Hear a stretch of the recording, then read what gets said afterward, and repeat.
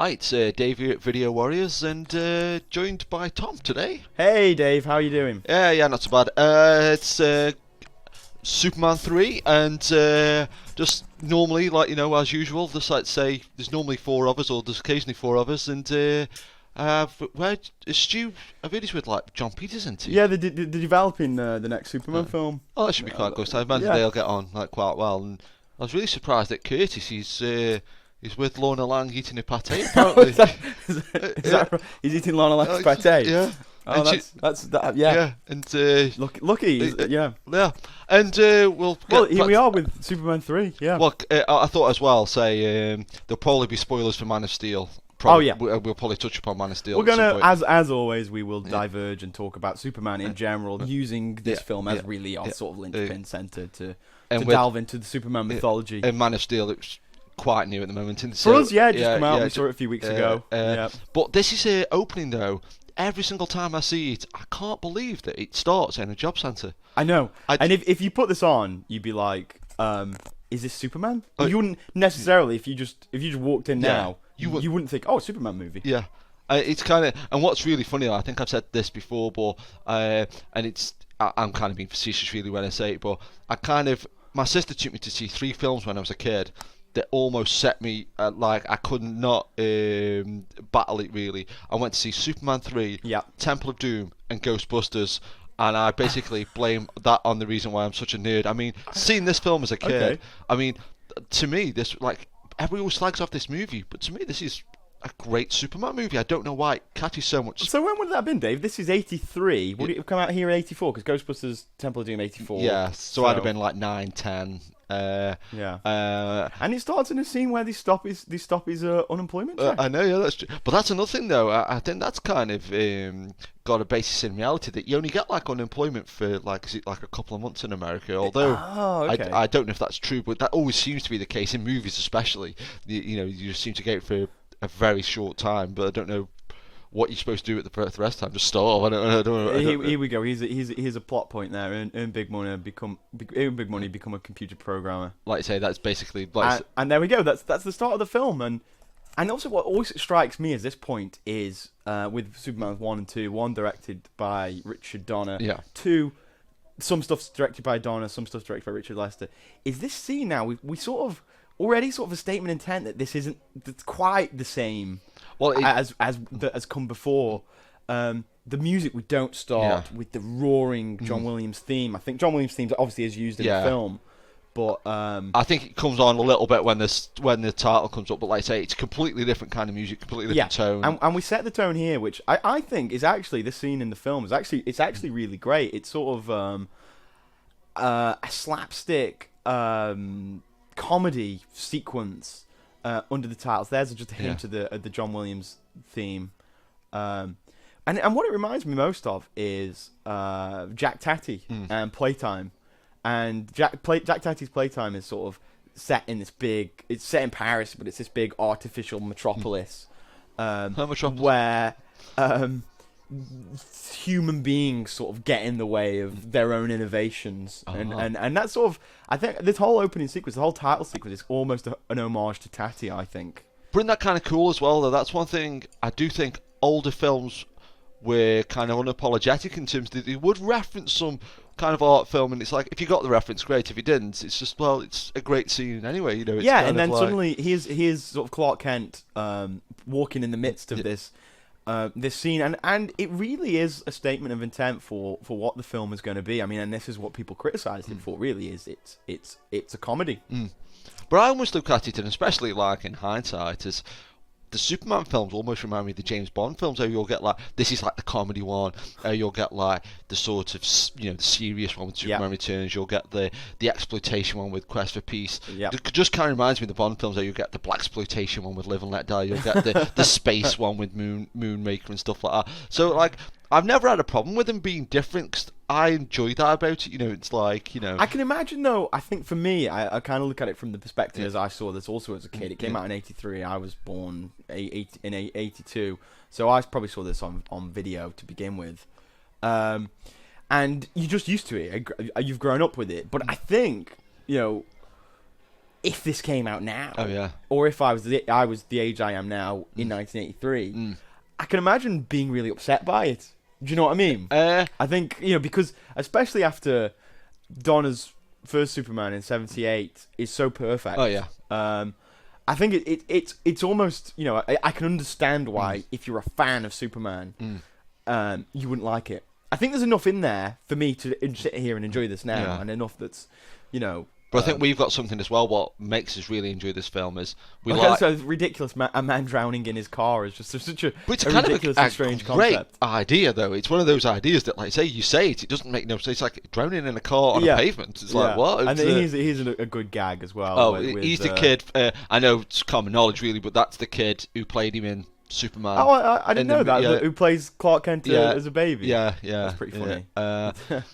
But yeah, this film's got an extra little addition for me and you. Probably why we give it a wider pass than most people is it's a Richard Pryor movie. Yeah. And we're big Richard Pryor fans, so it's kind of like, again, it's almost the perfect movie. It's like a Superman movie with Richard Pryor in it. I mean, but it's also, it doesn't get much better as well. I mean, just playing sort of devil's advocate, it's interesting because it doesn't. It's the Superman movie that's not a Superman movie. And it's the Richard Pryor movie that's not a Richard Pryor movie. I mean, well, to be fair, I think Richard Pryor movies were always something different than his stand-up. And I think the criticism is that his films were always a bit more buffoonish, whereas his stand-up is quite sharp and cutting, and observational and political in some respects. Whereas his films are always just, here's a bloke falling over. I think so. It's a different Richard Pryor than the Richard Pryor that's on stage. Well, I think as well, though, one thing I'm naive, but like I always sort of thought that, like, when I read Richard Pryor's autobiography, when I was getting close to the Superman 3 stuff, I thought, it's going to be great. He's going to say how much he loved working on Superman, how much, I always love that. It's a great gag, and I've seen the sort of the footage of him trying to do that again. And he did it for real, didn't he? Yeah. But like, and he just did it for the money, didn't he, Richard Pryor? Which is fair enough. Yeah. I mean, it's like, well, most actors, kind of it's the job at the end of the day. I mean, but so it's kind of almost like surprised really though that, like, he was so blunt about it. Like, I just did it for the money. But then, like I say, I admire the honesty, so it's kind of cool. Yeah, and they did turn it. They did sort of center the film around Richard Pryor. Yeah. He is almost a protagonist in it. I mean, it's almost like a buddy movie in a way, isn't it? Yeah, with Richard Pryor sort of being the crazy guy to Clark Kent, Christopher Reeve's straight man. But again, and this is one thing that, like, I hate saying stuff like this because at the end of the day it's just a movie, but when you list the program and it literally is just like print statements, it's like you could literally type that program out in 30 seconds basically. But the thing is, what about this movie that's so quaint, like they're saying you can't get a computer to do two things at once, and it's like, no, we're literally using a laptop to record a commentary on, and it's doing all things in the background, and like now then I think even then it was a kind of a stretch to say you couldn't get a computer to do two things at once, but it's kind of like the basis for the movie is something now that's so commonplace that's like it's this big sci-fi, a computer that can multitask, and now the computers, that's all they do. It's kind of. Yeah, I always think it's funny because that's Pamela Stephenson, isn't it? Pamela Stephenson, British comedian, married to Billy Connolly. Yeah, that's true. Yeah, but the thing that I always think is funny about it, because we've got a magazine show in this country called This Morning. Oh yeah. And she's every 6 or 7 months. I see it every 6 or 7 months on there. Never once mentioned Superman 3. I'm always going, please somebody mention Superman 3. Please somebody mention Superman 3. Never do. And she's still alright looking all. Okay. Not that that's the be all and end all, but Isn't she a psychologist now? Or something? Yeah. So there we've got Lois Lane in this, Margot Kidder again returning from part 1 and part 2, who's sort of going to have a reduced role in this film, right? Yeah. Well, I think, did it initially that come from how Richard Donner was treated in? Yes. Yeah. Okay. So Superman. So Richard Lester's involvement in Superman 3 is kind of interesting in that Richard Donner was the director of the original Superman and fell out with the producers, the Soul Kinds. Yeah. And because they were shooting 1 and 2 back to back. Well, I guess for a Superman fan, this is kind of common knowledge. Right. And during the production of Superman 1, because they were falling out, and falling behind. He's making 2 epic movies, really, back to back, which is kind of a crazy endeavor. And at some point, they realized we're just going to have to focus on one and abandon number 2 until after we finished making 1. And at some point on Superman 1, the Salkinds bought in Richard Lester, who had made the Three Musketeers, where they'd done the same thing. They'd made that and the sequel, The Four Musketeers, back to back. So they brought on Richard Lester to supervise, which I always thought was an odd move for Richard Lester. Himself, like an established filmmaker and director, to come in and supervise another filmmaker. Which seems a bit of a, dare we say, dick move. Yeah. Well, I think that's the thing. Though, when you do look at, say, oh, look at that, it's the Superman house. But it's kind of like... He wears like a cape later on, doesn't he, around his neck. Yeah. But the thing is about stuff like that, it is like when you look at the behind-the-scenes stuff, like, say, as a kid, you just think, oh, yeah, it's a new Superman movie. But it's almost like the fact that there's even all these Superman movies to talk about, it's almost like a minor miracle, really, when you look at the behind-the-scenes stuff that the producers didn't get on. The kid, and I don't just mean the Salkinds ones. I mean Superman Returns and even like Man of Steel. And when you know the famous Kevin Smith, Tim Burton, abandoned Superman film. When you look at like how many Superman films have had so many problems behind the scenes, the fact that there's these many Superman films, it's like, how did that happen when you think like nobody got on with anybody and everybody wanted to reduce contracts and Christopher Reeve didn't want to do it by Superman 4 and it's just like the big dog's dinner, really. Like, well, I guess a lot of films sort of have kind of turbulent productions. So Richard Lester is there supervising Donner on Superman 1. By the time they decide to finish 2, they don't ask Richard Donner to do it. They get Richard Lester to come back and do it. And then you have, which is interesting, because I think there's a big difference between Richard Donner and Richard Lester, is that Richard Lester has his background in sort of comedy. He's famous for sort of doing stuff with, was it the running, jumping, standing still film with Peter Sallis, and he made the Beatles movies, and Hard Day's Night, more famously, and then the Musketeers films, which are part comedy, and it really works for that. So his sensibilities are more comedic, and you can see in Superman 2 that sort of mixture of Donner and Lester, in that I think for Richard Lester, I mean, Richard Donner really wanted to believe like a man can fly. He took it really seriously. There's that famous sort of plaque that he had on his office wall that says verisimilitude, which means like to take it seriously and to treat things as reality, to treat Superman as a real person. Where I think with the difference is Richard Lester, he finds it all a bit silly. And I think the stuff in Superman 2, where you can tell it's Richard Lester because it's a little bit more tongue-in-cheek. The action set pieces are still great because he's really good at sort of building them. Like some of the action set pieces in Three Musketeers are great. They're comedic and they also exciting and well staged. And so the end set piece of Superman 2, when he's fighting the 3 Kryptonian villains in Metropolis, it's full of gags, like a guy on roller skates being blown away. And, the phone going over and the guy still trying to talk to his wife, cool. It's full of those kind of jokes. But you still got the seriousness of the Donner side of things.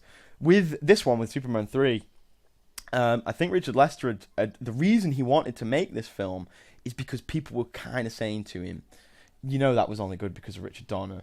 Superman 2 was only good because of Richard Donner. And he was like, well, okay, I'm going to make my own Superman film now. This is the Superman film that I want to make.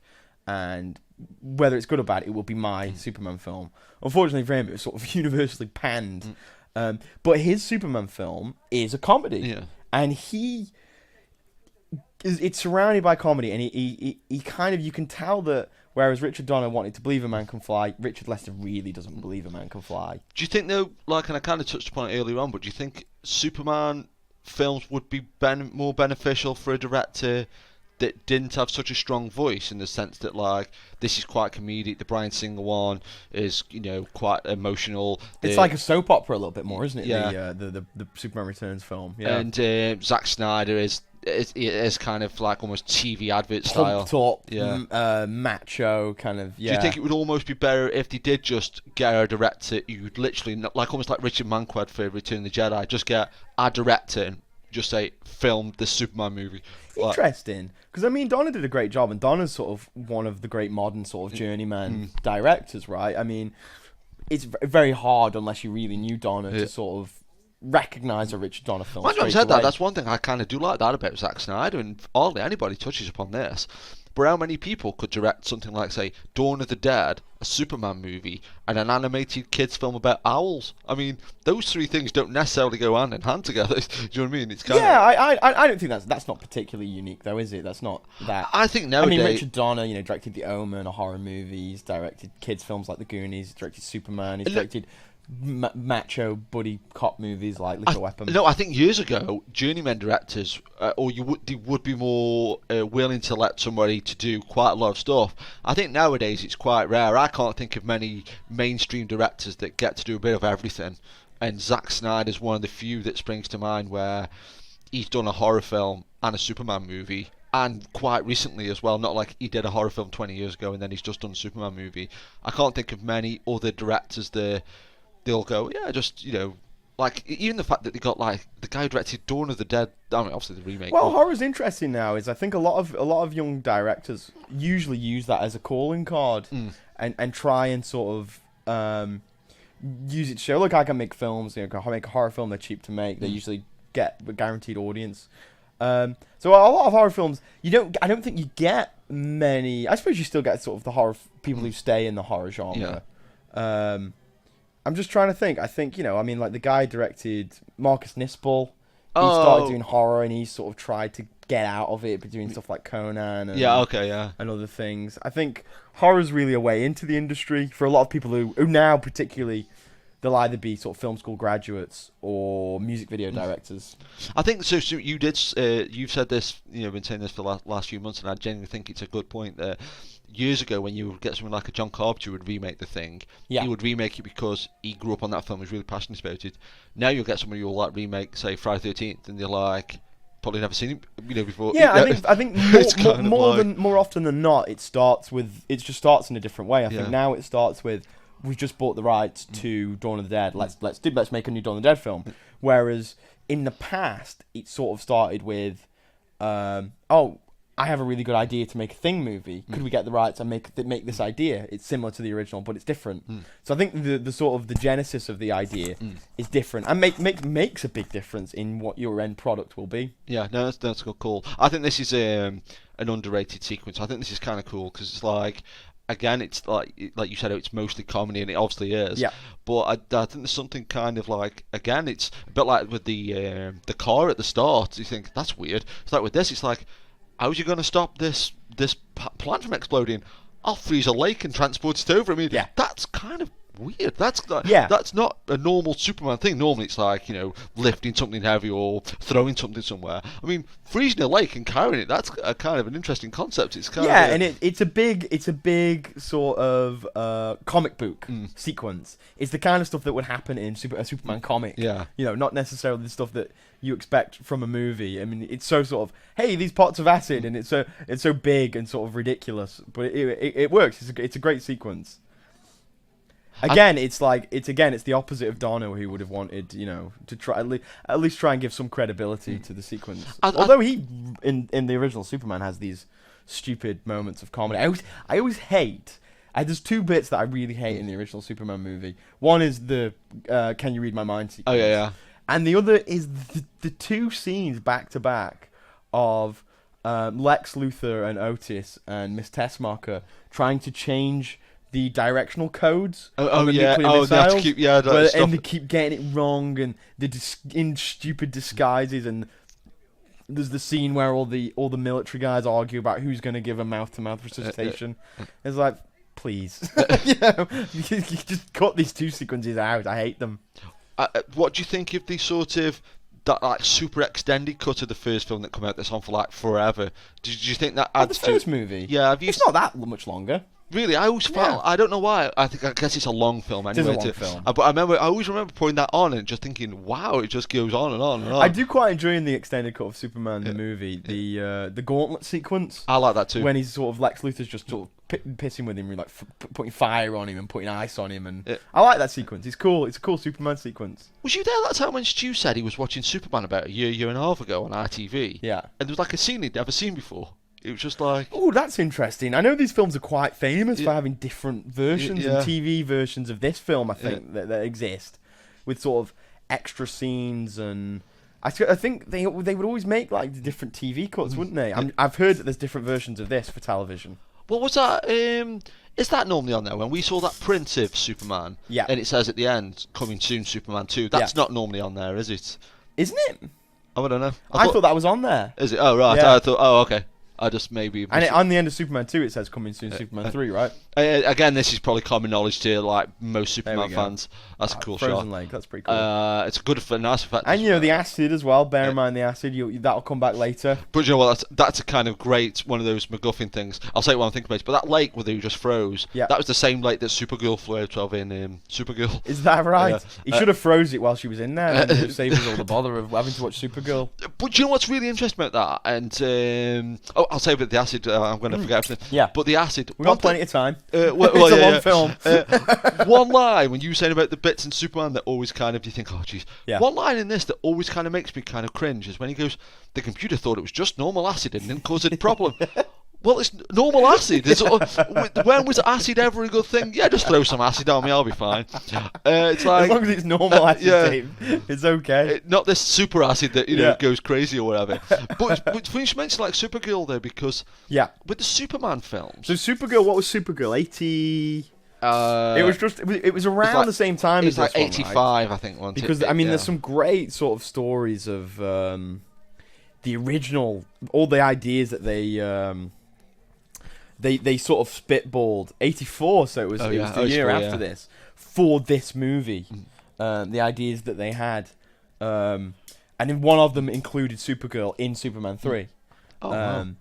As no longer his cousin, I think his girlfriend, so they get it on. Which for me, as a sort of Superman fan who's sort of read a lot of the comics, it's always like a bit queasy. You know, it's like she's not his girlfriend, it's his cousin. But the original drafts, I think, and obviously budgetary reasons, it included like Brainiac and different dimensions and things like that. And we end up with Ross Webster. It's just a crap. He is Ross. I think the one thing this film does have is the worst villains in movie history.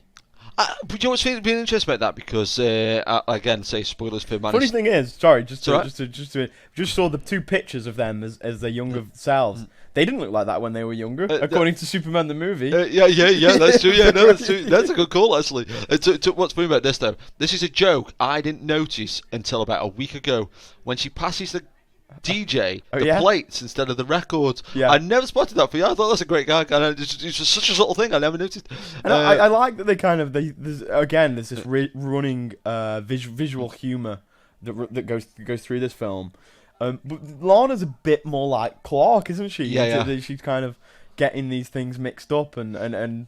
But she's so sweet. I mean, she's like one of those women though that's like so sweet looking and just such perfect casting. I mean, I don't think if somebody said to me, cast somebody better as Lana Lang, I would struggle to. Yeah, she's really Annette O'Toole, right? Yeah, she's really beautiful in this and she's very great Superman credentials in the sense there, which sounds like a pun, but it's not. And the fact that she's in Smallville now. So, they cast her. I remember reading about like her audition for Smallville, and they were like she was auditioning, and they didn't know that she'd been in Superman 3, and they were like, wow, this woman really knows a lot about Superman. And then eventually they found out that she was in Superman 3, and that's great. It was an extra bonus. One of the things they used to do in Smallville, right, was always sort of cast people from the movies. Christopher Reeve was in it. Alan Slater's been in it. Alan Slater, Margot Kidder was in it. Is that right? Yeah, I think so. Didn't Terrence Stamp play Jor-El? Oh yeah, John Schwartz has directed episodes. Oh wow. Okay.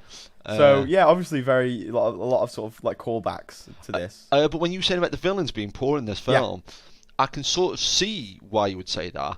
But again, we talk about spoilers for Man of Steel. It's kind of a semi-spoiler for the Wolverine. It didn't even out, so I don't even know for definite. But the director of the Wolverine said that he wanted the bad guys not to be so insanely powerful, like they were going to destroy the world. Sure. And it was the Armageddon and all that kind of stuff.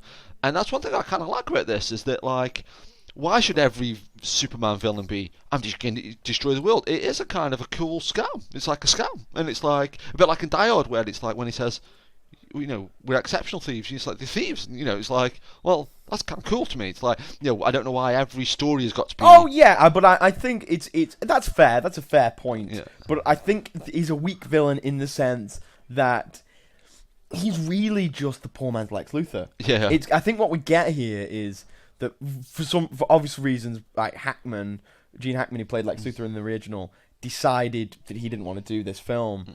And it's a Lex Luthor villain, except for he's not as clever as Lex Luthor. Yeah. And he's not as rich as Lex Luthor. Yeah. He's not as diabolical as Lex Luthor.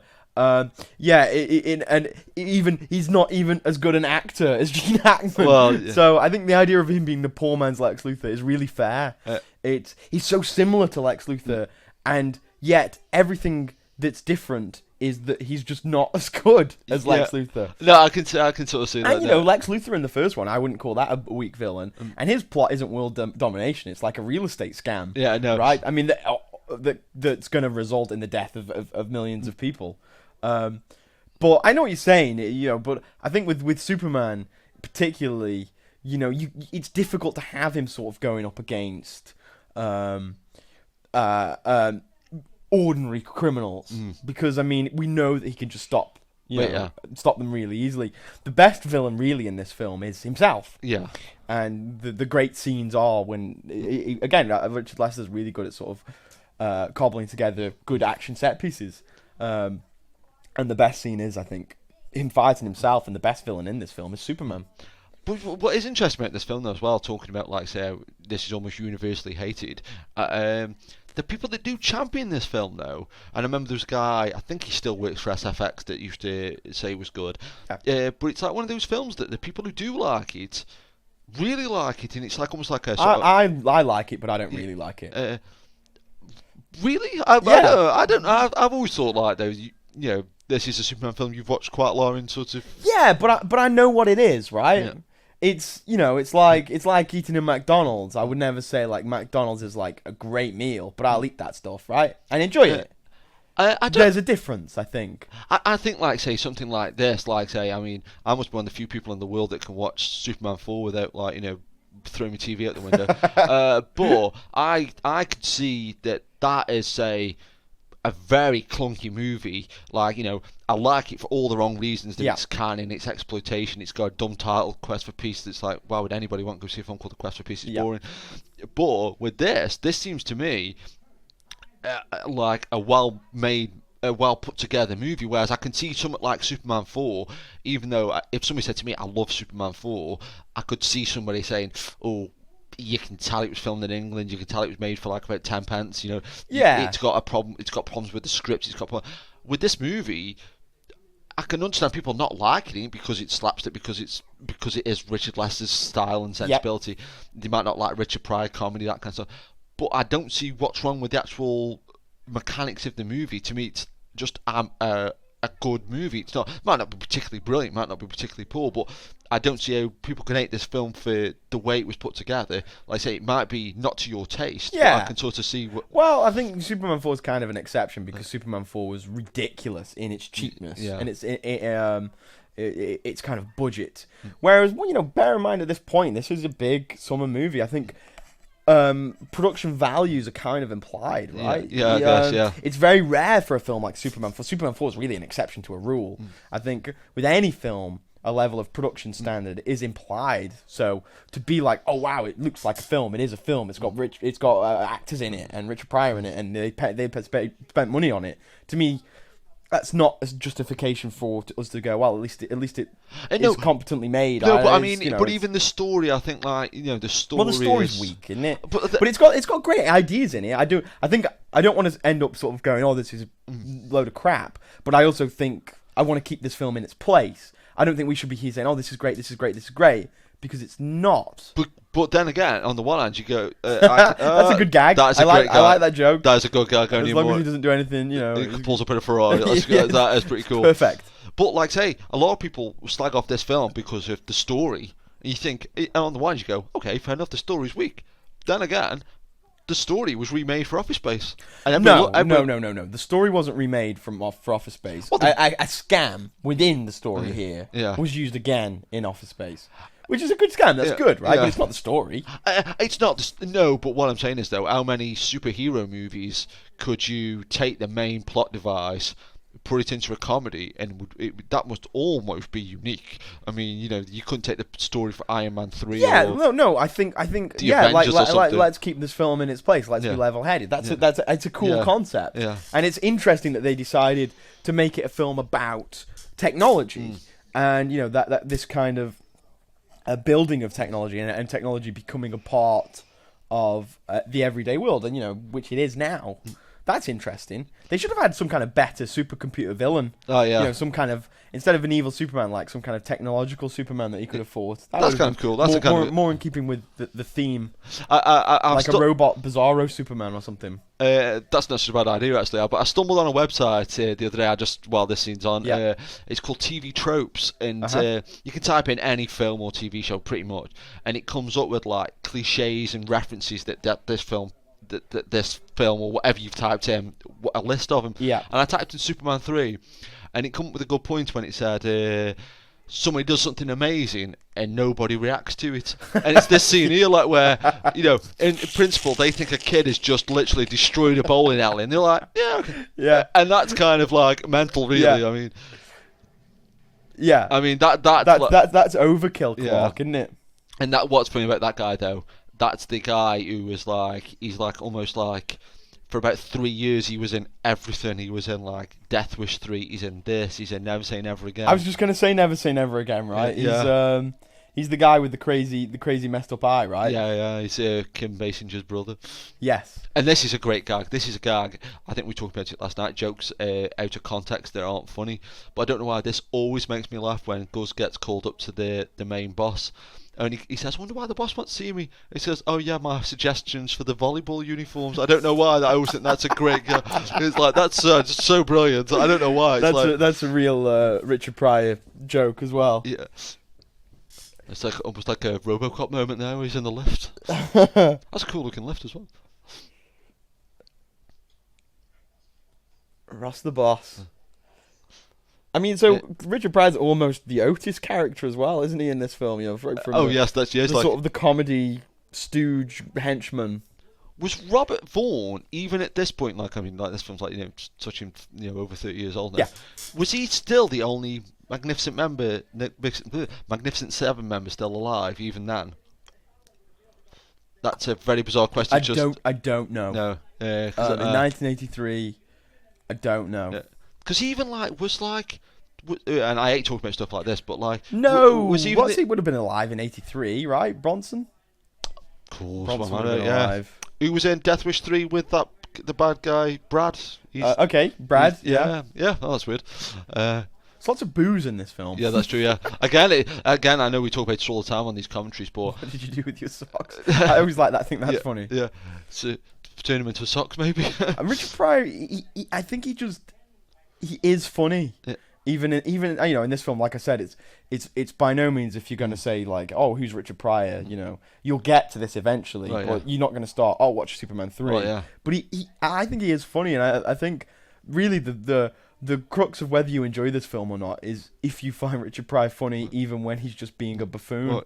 And I kind of do. I mean, stuff like that is just really silly. And when he shouts from the other side as well, it's kind of cool. Yeah. I mean, he's just funny. But like when saying about an unpatronising mentality, when we talk about those scenes that you remind Websco, you of, it's just LexCorp, isn't it? Well, yeah, pretty much, yeah. But you were saying remind you of Jack Tatty and stuff. It's like with this. It's like, can you imagine now in Man of Steel 2 getting, I don't, so out of touch, but whoever the current R-rated comedian is, whacking him in Man of Steel 2 in one of the main roles, and having him smoking and drinking all the way through the movie, It just like, well, smoking and drinking, we have to just say the culture's different now.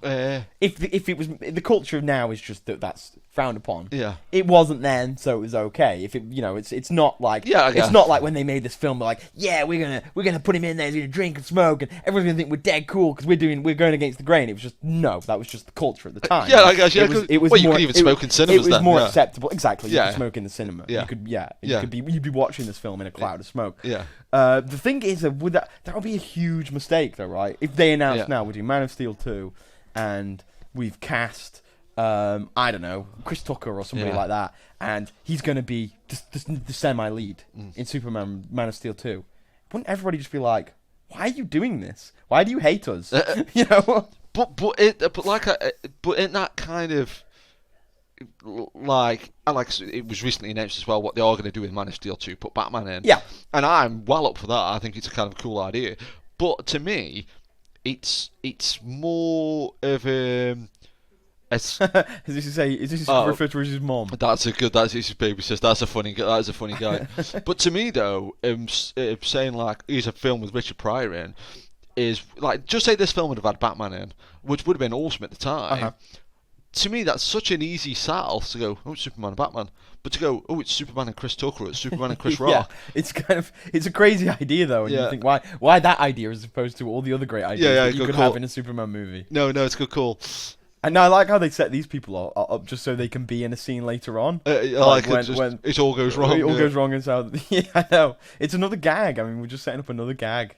But what's kind of an interesting thing about this film as well, and probably why I've got a little bit of anti sort of technology occasionally, but it has got this weird sort of subtext of, well, not even a subtext, it's a main through line, I guess, but like this, like, how technology is evil, like, because even like when they sort of they draw the bingo numbers, don't they, and it becomes mechanical, and at the end it all explodes. Yeah, exactly. Which is a theme from Tati. Tati's always interested in that sort of. You create these artificial worlds, but because humans are imperfect, that they just reduce these technological worlds down to a human level. Everything breaks, and so I think Richard Lester kind of doing that, and like I said, his Tati's version of Paris is a metropolis, really. Which this is, it is Metropolis. Do you think with Superman, he's almost, the character is too good in the sense that, like, because someone like, say, a Batman, he is just basically a guy in a suit, or say the Hulk, he can't constantly be the Hulk the whole time. Yeah. Is Superman almost too powerful to be in movies, in the sense that, like, is that why Superman films always struggle? Do you think is because he can just do anything? He can not necessarily. I don't think. I think filmmakers often have a problem with that, which is it's difficult. It's something difficult to get around. But I don't think that's why Superman films aren't very good. I think comic book writers have sort of toyed with this for years. Reducing his powers occasionally, finding out what he can do, deciding how fast he can go, and putting a limit to it. Trying to get around kryptonite always being used as the thing that is thrown in to defeat him. No, I don't think so. I like Superman as a character. I know a lot of people I love Superman. Yeah, he is like what's decent and what's best about human nature. And one of the things earlier is a through line of the comics which I really love, and it's kind of in a few of the films, and including this one, the scene with Brad, is that one thing that he hates, one of the worst things that the one thing he can't abide is bullies. And in the Superman films, you can see whenever there's a bully in it, it's always the kind of thing that really pisses off Clark Kent or Superman. Yeah, there's a scene in Superman 2 where the guy bullies him and Lois in that bar when he's got no powers, and even at the end when he gets his power back, one of the things that he does is go back. To teach this guy a lesson. And that's they even do that in Man of Steel. There's a scene where the guy's like being obnoxious. Oh yeah, of course, in the bar, the bar. And he puts his truck over that lamppost. Yeah, which again is like when people do crazy superhero things, which he's going to draw attention to himself. So I like that. That's a great character trait for Superman. He's such a decent person, and he's just he's got a strong sense of morality, and he cares about people, ordinary people. But isn't that kind of funny though, that like that's what I like about the character too, but some people could not like a character for being really decent. Because he's too good. He's too good, I think. People want a flaw, and that's I think again a problem that it's happening in Superman films now. The contemporary Superman films, the same with Man of Steel and Superman Returns, is both of the filmmakers there, Zack Snyder and Bryan Singer, have really had a problem with that concept. They want to make a Superman movie, but they're really not comfortable with that character, which is really interesting. Oh no, especially more so with like Bryan Singer, because he was so sort of passionate for that character, and if anybody would deliver a Superman movie, and I kind of like Superman Returns. I think it is a flawed movie, maybe a little tiny bit too long, but you would think a Bryan Singer Superman movie would have been kind of cool, because he did such a good job on the first X-Men film and stuff, and I don't know, it's kind of I guess it's just one of those, I guess maybe. Well, he wants Superman to have problems, and I think Christopher Reeve, he is so brilliant in these films, and he gives Superman a complexity. He does have problems without destroying. That's a really stupid effect. Oh, where you see the line. Yeah, it's like they just drew that on afterwards. It's really funny, like, because the audiences may have not understood what was happening. This bit I don't like in the film is like, that Superman gives the guy a really hard time about it, like, and he just didn't see the kid in the long reeds of the wheat field. He just didn't see the kid, who's had another accident. He's just fallen over. I don't understand why Superman has to be. And how many thousands of hours must he have done? Combine. He just can't see him. He's not concentrating. If they just cut to a shot where he's listening to his headphones or something, or watching like his portable TV. And to be fair, what kind of idiot kid goes playing in there? Anyway, the crop's way bigger than him. He's going to get. And look how far into the crops he is. That kid's like, it's got superpowers himself. Is that one of the few times Superman is actually? It gives the person R.C. Luke for basically doing nothing. Yeah, there's no the only time it's Superman. Yeah. But I think we've said before, it kind of, like when you said about like the colour palette in the movie and stuff like that. But the one thing I do like about these old Superman movies, the way that they're bright blue, bright red costume, and just like, it's so like, I'm just Superman. They always dress him, as we've said before to each other, as they always dress him now in these new movies like evil Superman. Yeah, he's like the muted colour palettes. I mean, Superman Returns is evil Superman's costume. Yeah, it's basically it pretty much is. And what's dead funny though now, I can remember so vividly when Superman Returns come out, and you're like, you looked at that costume and thought, oh, wow, it's evil Superman. Now, if you look at a picture of Superman Returns and a picture of Man of Steel side by side, that Superman Returns costume looks like that. Yeah. It's oh my gosh, it's like. So we were talking about like the need to change the Superman character in the new ones, and so they give him kind of facetiously referred to by some people, Kevin Smith maybe, as emo Superman, which is kind of fair, I think. And in the new one, they've made him Bruce Wayne Superman. Yeah, right. He's damaged and depressed and anxious about his place in the world. And I guess the filmmakers feel that that's modern. That's a modern hero. But I would like someone to have a genuine crack at making a Superman movie. Without feeling. I think what people always talk about is how do they make Superman relevant now? And I think when you start with that question, you're always going to end up diverting. Especially in the hands of filmmakers who perhaps aren't particularly intelligent, like Zack Snyder. He's not going to be a particularly intelligent interpretation of an alien living amongst us, right? I think it's kind of an interesting sort of both ways to me kind of work, in the sense that I like the concept of it being realistic, but then again, it's almost realism is a different thing. Yeah. I think realism and what is considered contemporary in modern cinema, what a hero has to be in modern cinema, is different than realism. I mean, it's not a particularly realistic approach in Man of Steel. It's just a moodier approach. We're more afraid now to sort of have that kind of earnestness because it can be made fun of more easily. No, that's a good call. So you have to be cynical. The cynicism as opposed to realism, I think.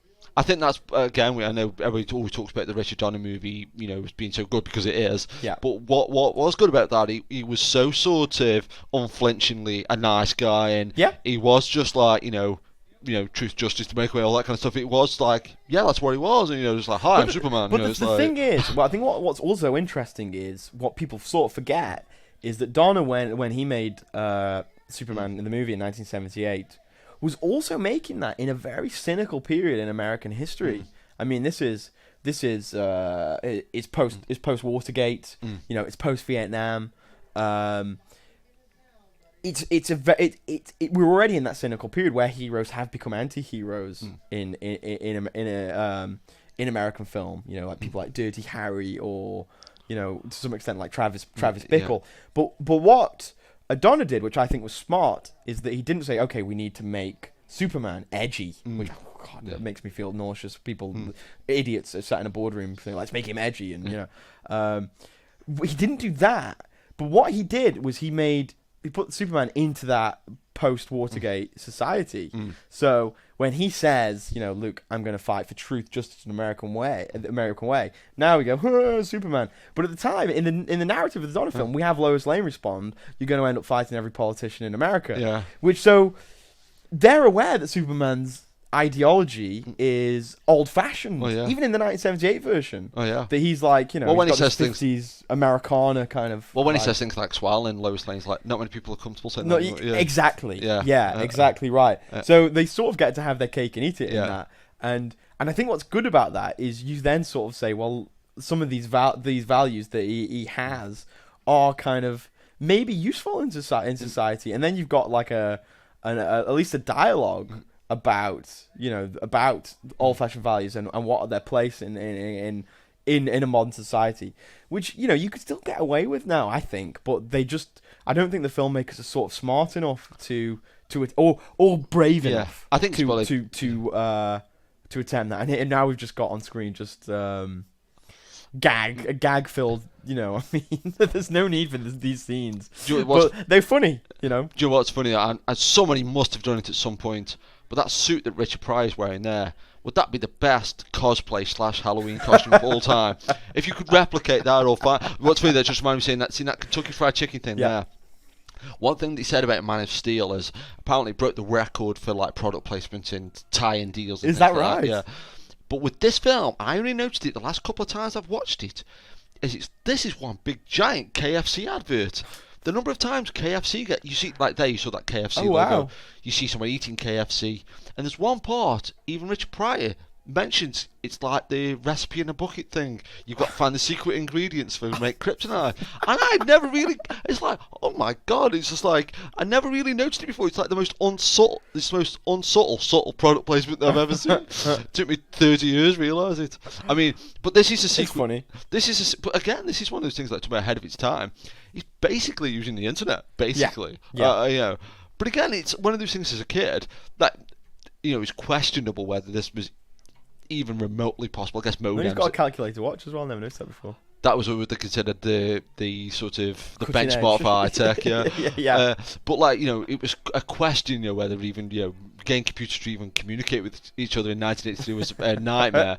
But this is a sequence I used to love as a kid. I knew it was mental, but I wished it was funny. Yeah, and I mean, even it goes as far as you could possibly go, right, with having the crossing men have a fist fight. You know, that's the one part that everyone's just... Because it's just mental. I mean, it's just literally just... It's impossible because it's... I mean, realism is going out the window, right? Yeah. The one bit I do like, and it's one of those things where it's like part funny gag, part... where it's like the guy gets the huge credit card bill, then puts the grapefruit in his wife's face, and it's like... It's kind of like hilarious gag. Oh, domestic abuse. It's like, you know, but it's also a homage to the Cagney film, right? Oh, is that what it is? Yeah. Oh, Public Enemy. But yeah, it is. You know, it's not on. Yeah, you shouldn't be putting grapefruit in anybody's face. You know, big credit card bill or not. You know. Yeah. Or but it's Bloomingdale's as our shop, I assume. These two look familiar. I feel like, because, you know, they were like heavily influenced. They were shot in the UK and stuff. But like, I feel like they had their own sitcom at some point, even though they didn't. You know, it's like, I feel like, you know, it's like, you know, I feel like I should recognise them, but I don't. Bloomingdale's account. 176. That'd be a good internet password, wouldn't it? It's like, you could. Yeah, that's not on. Yeah, but good call though. It's a film reference, you know, all these years later. Look at you know, all these families that he's breaking up. You know. Remember when mainframe computers would just tape? I mean, what was happening in that situation? Like, everybody is static. Oh, yeah. Like, you know, nobody was moving. And then, like, them cars are going, let's just go now. No, there's loads of people in the street. Yeah. But what I quite like about that, like I say, it's literally impossible because it's like a cardboard cutout with a light behind it ordinarily, and like, you know, a traffic light signal. But I think that just pushes it to that level where that would never happen. That could never ever happen in the you know, and it's just like I kind of like it because it takes it to the ultimate like that's mental. You know, it's like I mean, there's the scene later on, right, where Richard Pryor recreates. Oh yeah. You know, and he falls off the roof of the skyscraper, which is it's just so stupid. But even this, and then diminishes Superman because if Richard Pryor can do it, anybody can do it, right? But I mean we talked before though saying about the villains in this being a little bit lame or whatever. But having said that, that's a satellite that can control the weather. That's pretty out there. That's a kind of if you could have a satellite that can control weather. You could really do some damage with that. Yeah, I mean, and exactly. As well though, things as a kid that you I know kids can be. There we go. The Zingo Bingo winners. And where did they get sent? Like and that's such a British interpretation of American tourist. Well, yeah. The big fat guy in the Hawaiian shirt is just what every British person thinks, that they go to these impoverished places with their cameras and stuff. It's really funny. And it's like that kind of. It's almost like karma because it's like be careful what you wish for. But for so many years in British stuff, they'd always portray Americans as being fat guys. Yeah. And now there's so many fat British people. It's like but like the weather satellite thing, it is amazing what you'll roll with as a kid because you go weather satellite. Yeah, okay. It's like impossible is that? It's like that's just almost as impossible as two traffic light guys fighting each other. Like weather so everyone's satellite. dead in that scene, right? The rocks fell on the priest's head. He's dead. So we're assuming he's dead. Another one right on his skull. Oh my god, he's clearly dead. Is this one of the few Superman rescues you see after the fact? Yes, and I really love that. I think that's a great technique. Yeah. I love the scene up until he goes off the roof.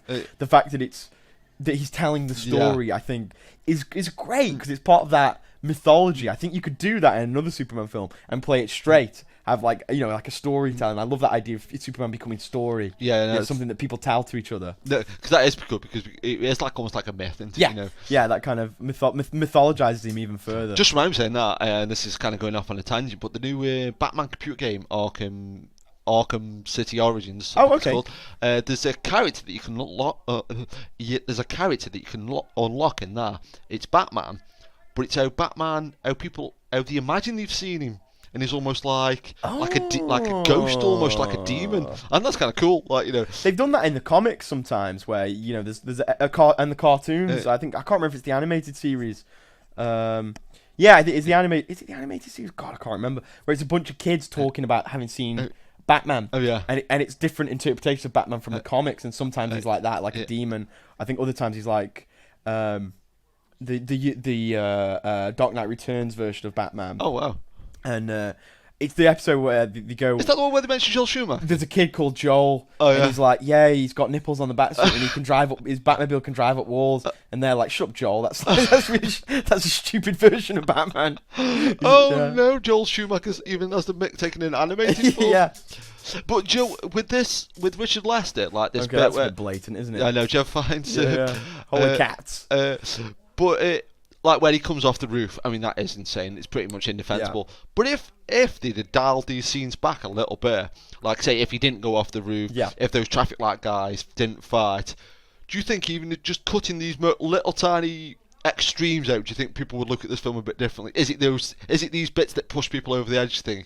Yeah, good question. Does that push people over the edge? Again, I don't think it's a great film. Yeah. I don't think it's an awful film. I think it's fun. Yeah. Which it sets out to be. But I think, now we live in this age of the internet, and we live in this age where you actually hear what geeks have got to say about films, and, I mean, that's us two doing this, right? Yeah. And really, who cares? Well, yeah. But I think you sort of, when now you're on the internet and people talk about this, and there's always these, like, key points. Yeah, this is great. I love this scene. I do. And stuff like him falling off the roof, the traffic lights, is all pisses people off. But it's sort of indicative of the film anyway. That's the way. That's the world that the film lives in. But talking about about how nerds talk about movies now. Yeah. Do you think this movie would have been changed if this movie was being made today, exactly the same? And do you think if the nerds got wind of it, they would change? They would have tinkered with it and gone, "Oh, we maybe shouldn't have Richard Pryor in or Chris Rock or whoever in a they just take super. I mean, because it's just a different climate, isn't it? Yeah. I mean, superhero movies are, the summer blockbusters now. You know, there's always 2 or 3 every year now, which there wasn't in 1983. And they're taken more seriously, I think. I just think, you know, there's an implication with this that it's just a kids' film. That's what they were years ago. I remember hearing an interview with Stan Lee recently, and he said years ago comics were just for kids. They were for and little kids as well. They weren't like, you know, if you were an adult reading comics, you were like, what? You're an idiot. Yeah. And you read Superman comics too. You read Superman comics from the 1940s and 50s, and they're so stupid. I mean, you know, there's a lot to appreciate. You know, they're building up that mythology. They're introducing all these great characters and stuff.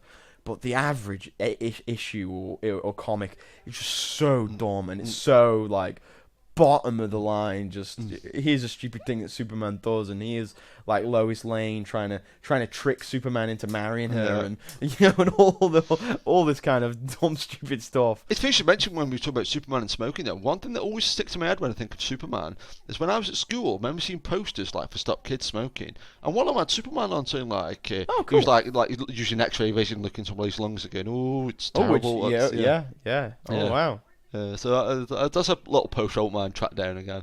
It's kind of a cool match shot. It's almost it's a good match shot, definitely. It's like Spook Central and Ghostbusters almost. It just kind of reminds me. It's got that vibe to it. Definitely. I like how she's another gag that I guess I'm guessing is Richard Lester is that the blonde bimbo that we saw in the first one is secretly more intelligent than everybody else. That's kind of cool. It doesn't really go anywhere in the film, but it's a good gag. But again, I kind of like a character switch in this. Like the way Richard Pryor, when as far as he's concerned, I don't think he really thinks he's evil. And when he says at the end, "Oh, you'll go down in history as the man that killed Superman," it's like, no, it's like I don't want that. Like, and he kind of switches almost straight away. I kind of like that. That's kind of cool. Yeah, he's just sort of he's falling in with the wrong crowd. Because you know the state of the government, he can't get a job. Here we go. I mean that's. But this is where Superman comes in and saves him, right? But he just survives. but having said that, though, I mean, obviously, it's insane. I mean, he's just gone off a building. If you're going to say, having said that, he is on skis, punch in the face. But, Cracked, how popular is the Cracked website? It's one of the biggest websites, you know, in the world. They make a living out of, like, 6 people you won't believe survived falling off a building, and it's like somebody fell over an airplane. So it's one of the things. It's stupid, it's mental, but it's one of those things where. I'm not saying for a second. It's believable. And if I was filming it, even I would have probably maybe cut that scene down a little bit. But it's one of those things where, he's programming a weather satellite. It's one of those things where, to me, this is as equally as stupid as that scene there.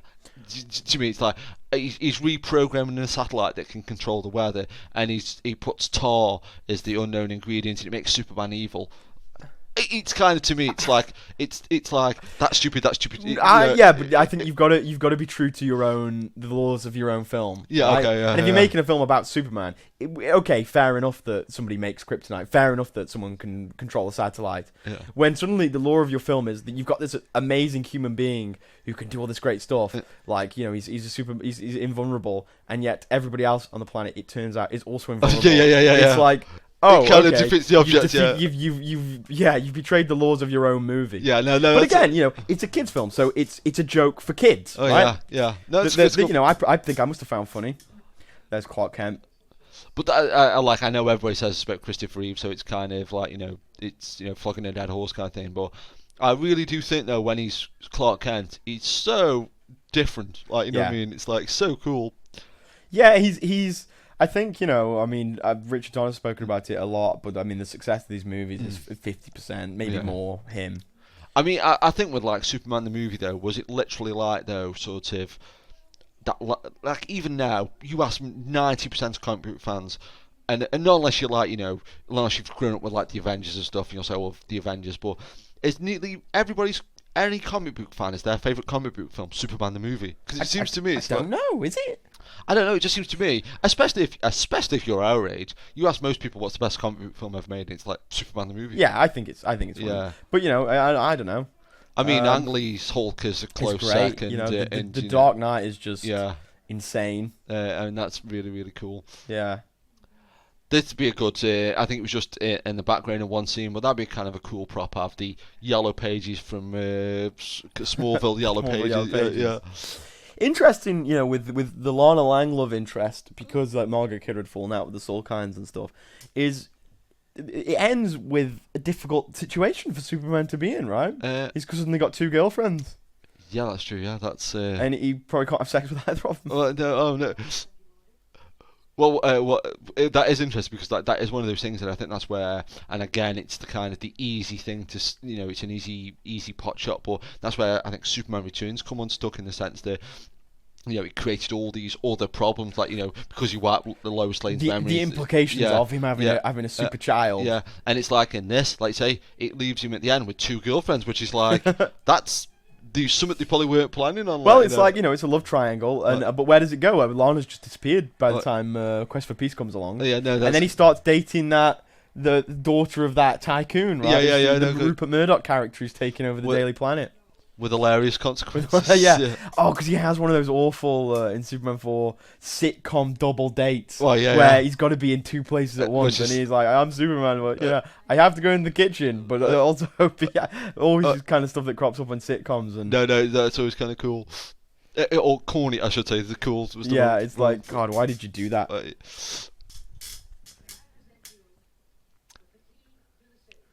He's got the key to the city in Smallville.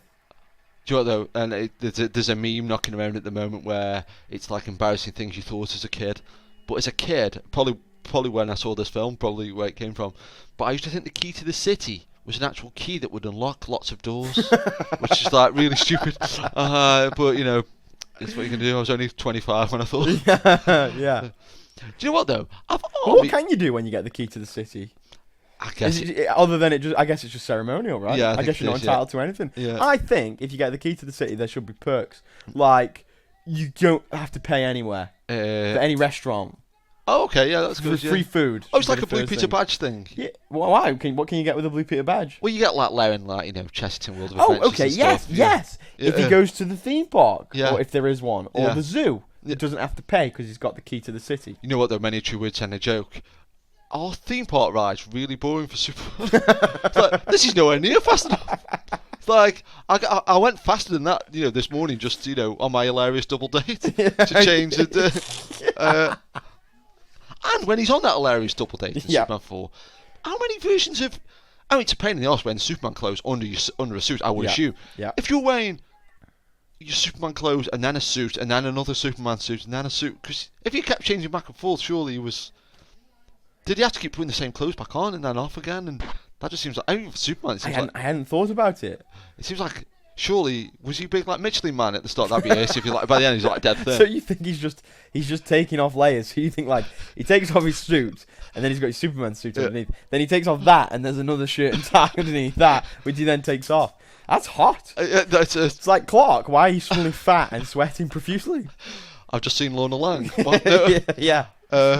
Do army guys, as an army guy, ever dressed like that in real life? Because you always see like Patton and stuff. Yeah, must have done. Well, I know it just seems like. It's like what army people should dress like, but I don't think did army people ever dress with those hats. They just seem kind of impractical. This is the longest as well you've ever seen Superman when he's being good Superman, stand around doing fuck all, right? Yeah. He's just like, I'll hang out here for the afternoon. It's like there's people dying out there, Superman. That must be, and again, it's one of that post-Bond thing of talking about like, what would Superman do on his like day off, whatever. Yeah. But like, say when he is just there is people like falling off buildings and stuff. Where does he just? There must be some point where he's like, where does he draw the line? Yeah, it's like, I've got, because like he could literally be doing it. Could he do it all day long if he wanted? He could do it all day long. Yeah. I think that's something as well. I heard somebody talking about recently. Does Superman need to eat? Or does he just do it Yeah, he eats. Yeah. But does he need to? If he didn't eat, would he like die? Or why wouldn't he die? Because does he get his power from Earth's yellow sun? The sun, yeah. Yeah. So does he just eat just to No, he get. That's interesting. He gets his powers from Earth's yellow sun. Yeah, but maybe is it like the Mr. Fusion thing in Back to the Future where that powers the time circuits, but still needs like petrol? Yeah, I think so. Yeah. Oh, okay. Good shout. Yeah. This is a great line, though, isn't it? Managed to kill Superman. I actually see that one symbol, yeah. And the way he just drops the phone. I mean, that's brilliant. I mean, that could be a great YouTube clip of just joining up people's crazy phone techniques, like people just dropping the phone. And you watch old episodes of The Saint, it's brilliant for that. Like Ian Ogilvy or Roger Moore will just be talking to somebody on the phone, and the other person's still talking, and they'll just like put the phone on. It's like, it's like rude. Wouldn't that be ace though as well? Like if you could just like how natural that looks, that Superman suit on him. Yeah. He's just like there in Lana Lang's house and just like, I'm Superman. Yeah. Yeah. But this is a great little moment here though. The way like it's so subtle, but just the way like, oh, there's a bus falling off a bridge. Yeah. Okay. I'll get it in a minute. And he's like, you can tell he's sort of slowly. Yeah. Sort of. Oh yeah. I should go, shouldn't I? Yeah. Ooh. Oh. Tummy ache. But I think we've said before, but evil Superman's great because he's not that evil. Oh yeah, he's just like a normal bloke. Oh yeah, he's just a bit of he's just he's like a normal bloke who's a bit of a div.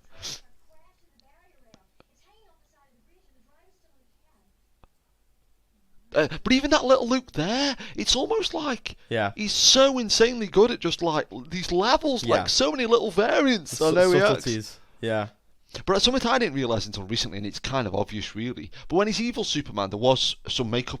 There is like prosthetics on his face, which I didn't kind of click in about. I don't know if it's me rose-tinted glasses. I was just like, oh, he's really doing something different with his face. Subtleties, yeah. I don't know if it's Stuart Freeborn, amazingly, the Yoda guy, I think, did the makeup for them. Oh, okay. I think.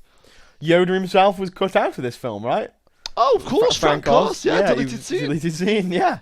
But do you know what though? It must exist somewhere on the internet where somebody's edited those scenes into because, like, it's like that. The thing is, do we really need Superman 3 to be longer? But again, I think that's also an interesting thing about this film. Is it's really there's no forward momentum. It's really sort of meandering at this point. We're an hour and 5 minutes in. We haven't kicked into we've got the villains doing petty things and Superman, now something's happening, Superman turning evil. But, like, there's a real kind of lethargy to the film. Oh, it's too late. And look how, this gets me, how pissed off everyone is at Superman. Oh, yeah. That he's too late. It's like, Jesus Christ, he does everything for you. And then he misses one thing and, like, look at this.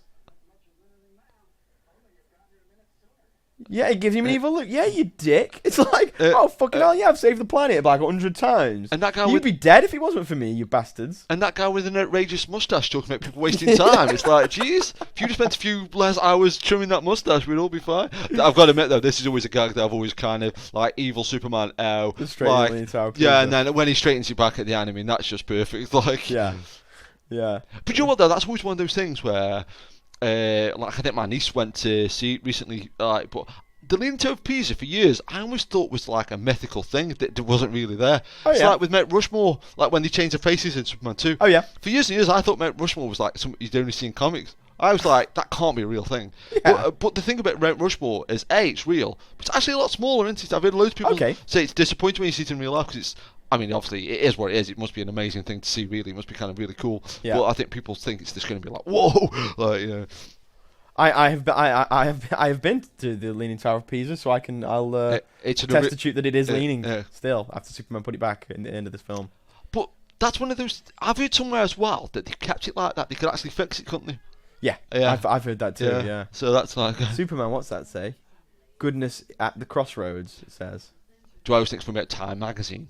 You can still buy Time magazine even now, and I only ever see in the paper shop or in the pretentious barbers that's across the road from me. Okay. But I always kind of like when you see in films when you can't quite get the rights to Time magazine, and it's like Tempo or something like that. It's like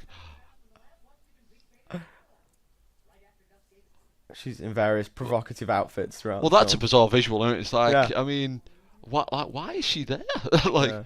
Is she? Do they ever say is that his girlfriend? Is that his girlfriend? It must be. Yeah, because there's the weird kind of incestuous relationship with his sister, where she's sort of jealous of his girlfriend. Yeah. Oh, okay. Yeah. Ooh, I don't remember this bit. This is like stock footage. Oh, it's so seamless, isn't it? But this is that thing. Like, and I think we said it on the Glenn commentary. Yeah. If Ed Wood had done this, you would have never heard the last of it. But when they do it in this, I've never heard anybody mention that stock footage in Superman 3. Ed Wood uses stock footage like twice. People, that stock footage, that's stupid. It's like stock footage in this.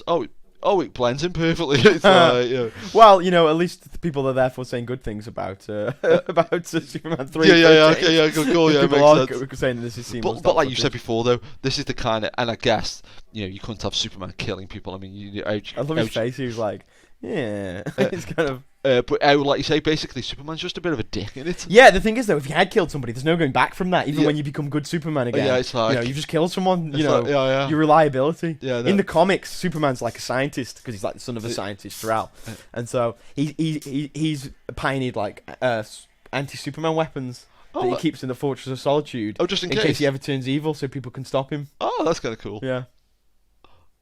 That's pretty funny. I know, that is pretty funny. He's like that guy who attacked Connie Hyuk that time when. Oh yeah, that's true. Yeah. Another book. Just reading Critique of Pure Reason. Yeah. By some Kant. I mean, yeah, it's funny, and then she goes back to reading like a. This is a newspaper. But she hides it under the pillow and then instantly kicks the pillow off. I would have done a second take of that. Yeah, no, good call. That'd have been me. But maybe they could only get this thing to again, turn it's the over Ed Wood once. method. It's like, should we do another take now? Forget it. Nobody'll know. It's not like people are going to watch this 30 years from now. Yeah. On big widescreen TVs with perfect pause capability. You know, in a movie, right? If you're like you're playing like the billionaire. Let's say he's just a millionaire because he's a bit rubbish. Ross Webster. Yeah. And you're Robert Vaughn, and you get all these suits cut for you. Do you get to keep them?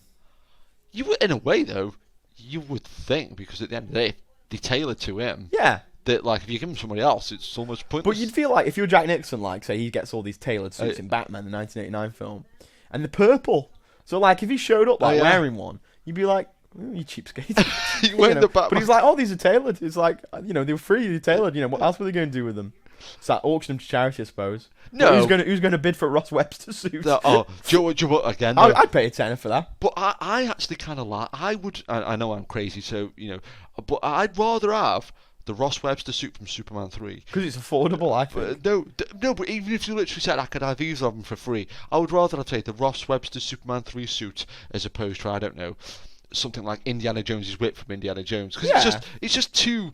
It's too obviously cool. It's like, here's Indiana Jones' whip, which is obviously awesome. It's only obviously cool in the fact that having Indiana Jones' whip is cool. Having Ross Webster's suit isn't cool. That's the only difference. But I always remember somebody saying this, and I remember thinking it kind of rings true. If somebody says, I don't know, they've got like, I don't know, the sled from Citizen Kane. Yeah.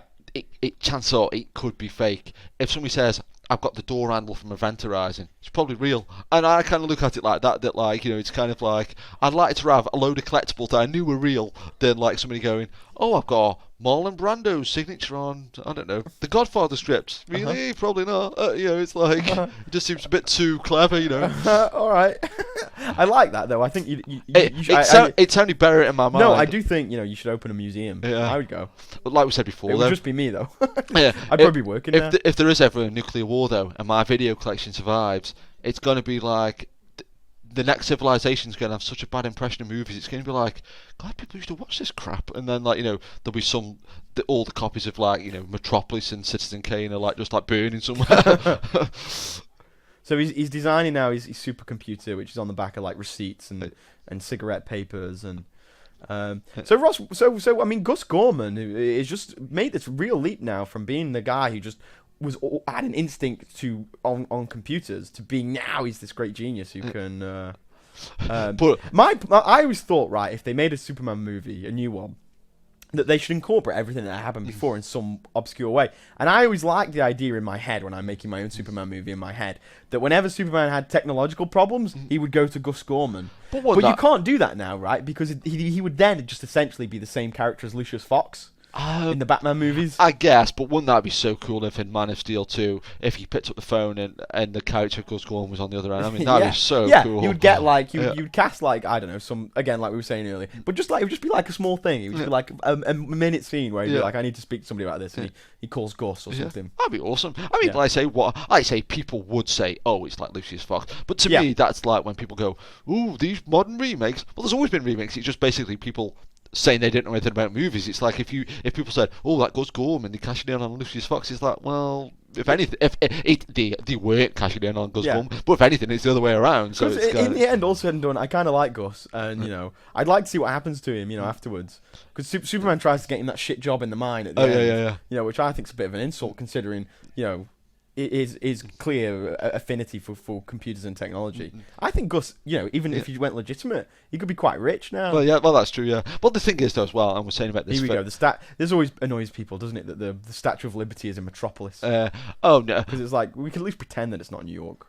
Oh no, but it is one of those things though where I could see why that would annoy somebody, but to me, because it's on the Supergirl poster as well, and it's is that right? Yeah, it's almost like. Because I always thought that as a kid, I never thought much of it. Like, but it features prominently in a lot of the Superman movies. But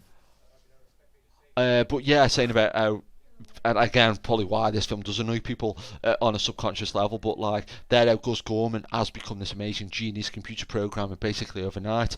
But is that thing about computers that I think even now people think it was CGI. People think you just press one button and it does everything for you.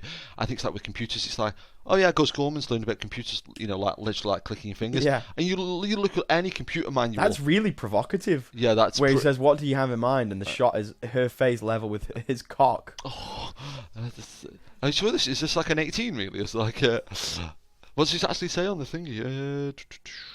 Oh, I thought it might say, oh no, contains mild violence and language. Doesn't say anything about large-breasted women, which is and huge men with huge penises in wearing red pants over their blue tights. That was the thing they had trouble with once in Superman Returns. The getting the cod piece right. So it's not offensive. Yeah, because they were like, but then not also because you don't want inadequate. Yeah, because you don't want it too small, and then Yeah, that's something, isn't it? Yeah.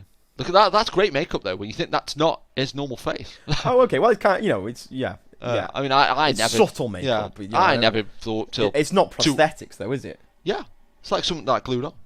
Oh yeah. What have they changed? Like his brow? I think he's got a square jaw. I think and sort of interesting. more prominent features. Oh, that is interesting. Like I know he's unclean shave. He's yeah. This is a really dick move, Superman. Gotta say. But again, it's that cool thing, like you said, and like you say, you couldn't have him killing people and like pushing old women front buzzes and stuff. Look at all the pollution, all the animals. He's killed all those animals in the sea. But what's isn't it kind of great? Superman, like he's got all these.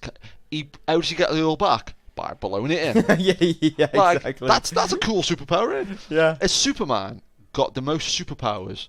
I don't just mean he can fly a laser vision. Yeah. Like, has he literally got the most powers of any superhero ever in the history of super? Like how he can literally just go, I'll rebuild the world, Great Wall of China with my eyes. I'll, Yeah. Well, this is sort of pure Richard Lester. And is that in the fourth one where he rebuilds it with his eyes? Yeah. Oh God, what would they think? I mean, that's Richard Lester's fault. But again, though, it's that kind of weird thing that like, oh, they did just go, oh, well, can Superman do it? Oh, he just does. It's kind of fucking whatever. One thing that is good about Superman 4 is where again with Superman 2. One of the things that the aficionados kind of critique is the super kiss at the end that wipes Lois Lane's memory.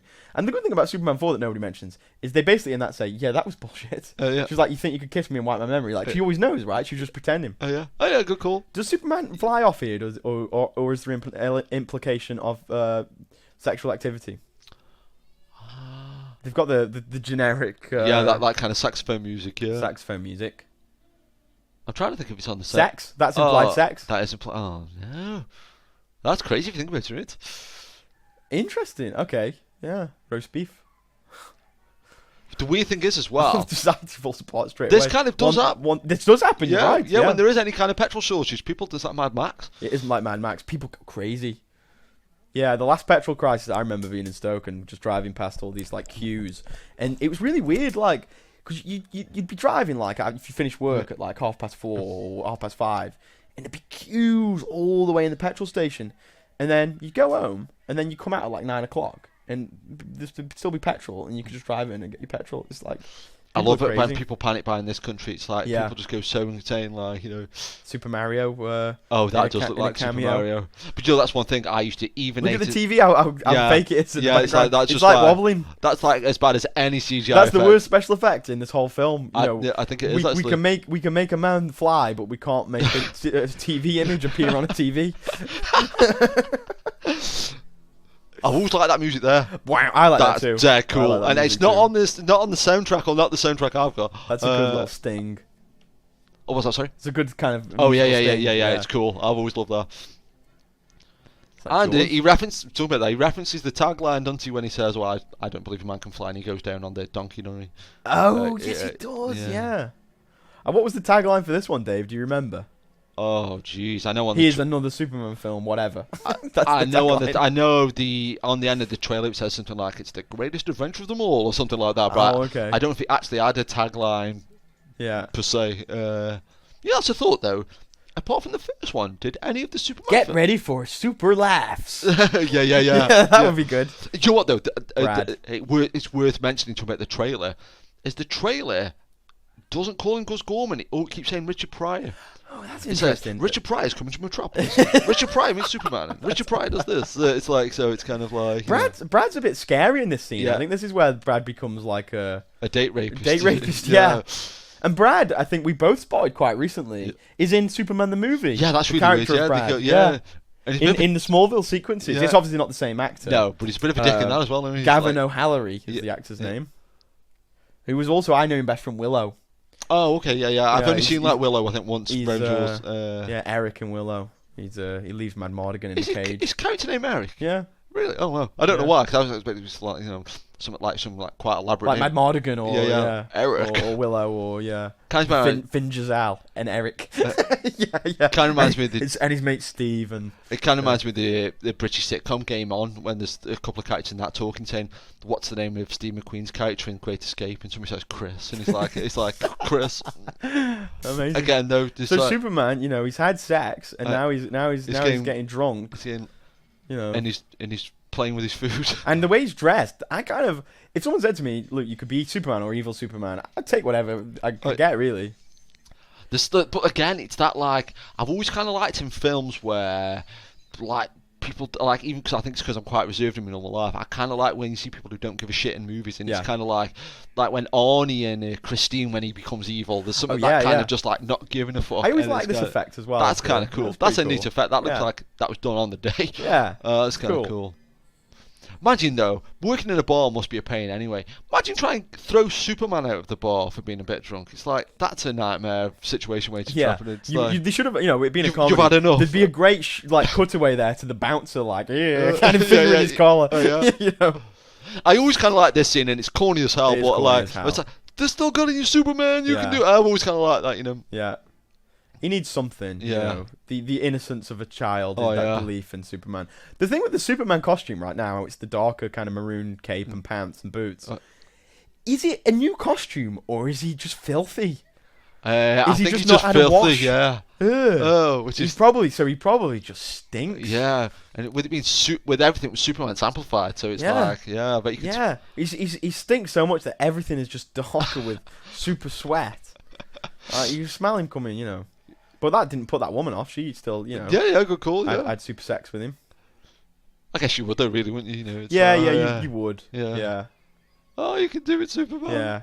If Supergirl smelled like a homeless person, you'd still be like, I've got to admit, I can't turn away from this. Even though I knew we were doing this commentary, I wasn't expecting to read the sentence, if Supergirl smelled like a homeless person today. And I know if I talk long enough, eventually it will always come back to Firefox. Within the scrapyard are Firefox posters. Oh, amazing! Let's point them out when we see them. Now this scene for me, this is another. I'm sure this is on the websites. People angry because it makes no sense. Oh yeah. But this to me made sense in the fact that I always imagined it as an externalized vision of an inner struggle. Yeah. So what we see here.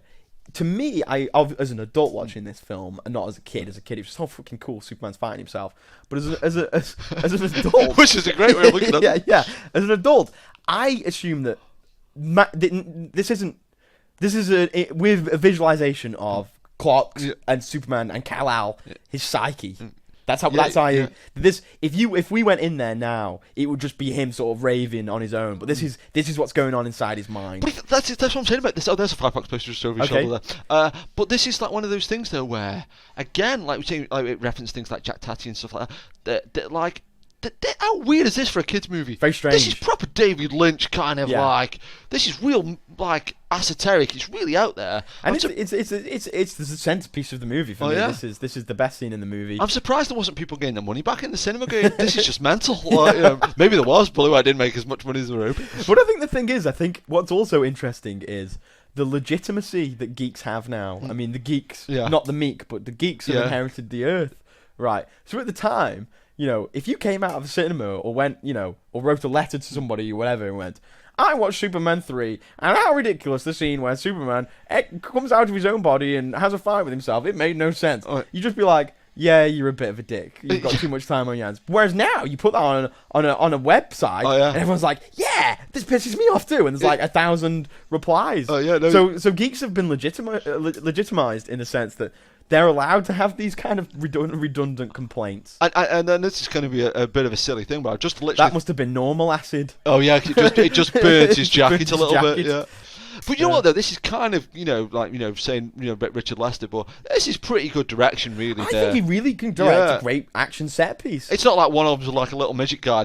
Both look like Christopher Reeve. Yeah, you know, it's kind of like, it's great. For me, it's one of the best scenes in the Superman franchise. Yeah. Oh yeah. I think, in isolation, I just think it's a really well put together action set piece.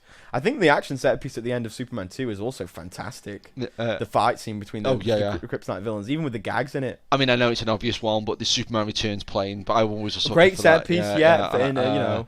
But what is interesting, because like my mind's gone completely blank at the moment, but I do sometimes like the other scenes from other movies, like, you know, that like say a scene like this where, you know, it's kind of a cool sequence. It's a great sequence. It's really well put together, you know. But I just thought about, literally, as we were talking about, like, you know, people asking for the money back. But how would that work in terms of box office gross? If you'd pay to go see a movie, but then ask for your money back, does that still count that you'd paid? Yeah, good question. Because you did at some point paid, but then you've had that money back. Interesting. I don't know the answer. I talk about, because this is obviously Superman 3. I'm wearing a Rambo 3 t-shirt at the moment. Where do you think this falls in terms of I just verified that he is wearing Rambo 3 t-shirt. Which is, you know, one of the best things Primark have sold. I'm wearing a Ghostbusters 1 t-shirt, just for full disclosure. Very fashion fans out there. But where do you think this falls in terms of good part 3s or part 3s? Is this up there as a good part 3? Is it up there? Ooh. Do you think there's better part 3s, worse part 3s? To me, again, I think you know, I think this film is fun. Yeah. I think I think you can over egg it sometimes and sort of go, oh, it's great. It's not great. Yeah. It's awful. It's not awful. I think it's a lot of fun. I think there's legitimate complaints that Superman fans can have about this film and the stuff that it does with the mythology and all that kind of thing. I think if you're just a fan of cinema, you can complain at the Blade Runner poster as well in the background. Oh yeah. The lethargic plot and the meanderingness of it and the weak villains, and there's all that kind of stuff. But, you know, I like it. It's an entertaining movie. It's not great. It's not awful. It's good. Is it just good or worse than Godfather 3? It's better than The Godfather 3, maybe. Is The Godfather 3 as bad as people say it is? Yeah, it's got a lot of problems. Yeah. I always love that effect, too, where he just gets thumped. That's kind of cool. It's just like, boom, kind of weird. It's like a cartoon. Yeah. But again, it's cartoony, but it doesn't look stupid. Yeah. It's kind of like, bang, he's just been like knocked into the ground. I mean, that's like so cool. I mean, that's like just how different he again, like so pissed off he looks. Yeah, he's not happy. And it's a long sequence too. It's not like you know, it's not like 30 seconds of him just like, you know, fighting. It's like, you know, like 10 minutes or something. Oh man. That's something you see in films a lot, and obviously, like I say, this is like say a visualization of an internal thing. So it's like no, that's an assumption that I've made. Oh well, I guess there's nothing that suggests that, but there's nothing that says it's not true. It's an assumption. But I guess it must be that because there can't be two of him. Well, why not? Well, that's because that's just physics. There can't be two of him. But like you said, in number 4, he rebuilds the Great Wall of China with his eyes. But you could say in number 2, he kisses Lois Lane and she forgets. So you know, this crazy sci-fi stuff is in. He's in. You know, it's set up already. It's established that, you know. Okay. All bets are off. That Superman can do anything and anything can happen because comics. Because yeah. Just cause. Yeah. It's Yellow Sun. Yeah. Yeah. Okay. Yeah. I never really thought about it like that because I think I'd always just. You were the same as me. You assumed it was this internal. Yeah. It was just. It wasn't really happening kind of thing. It was. Yeah. Because I just thought, well, there can't be two of him. I think you can read it both ways, but I think there's nothing that says that it's a, I mean, if they'd have had a shot of a guy, a working guy watching, and he was just by himself, then that would legitimize that argument. But there's nothing like that. So that would almost make this better in a way if it was just like Superman going insane. It's just sort of conjecture, isn't it? But I think it works. I think you still read it that way. Like I say, I think it's because how he just vanishes. It's just really weird. Well, yeah. I mean, even that's like a weird jump cut. You can always see the edit, but it kind of works. Again, it works for some reason. It's old school, like really old effect, that isn't it? And this is just again the iconic thing. I mean, something that you picked up on Superman Returns, and I always champion this scene in Superman Returns, and you picked up on a really good observation. And I think it really is worth mentioning that, like when I said when you see Clark Kent run down the alleyway and he opens the shirt, and like you picked up on something that like they're almost embarrassed. Like the way the camera pans away slightly, and it's a little bit, it goes a bit out of focus as it gets closer.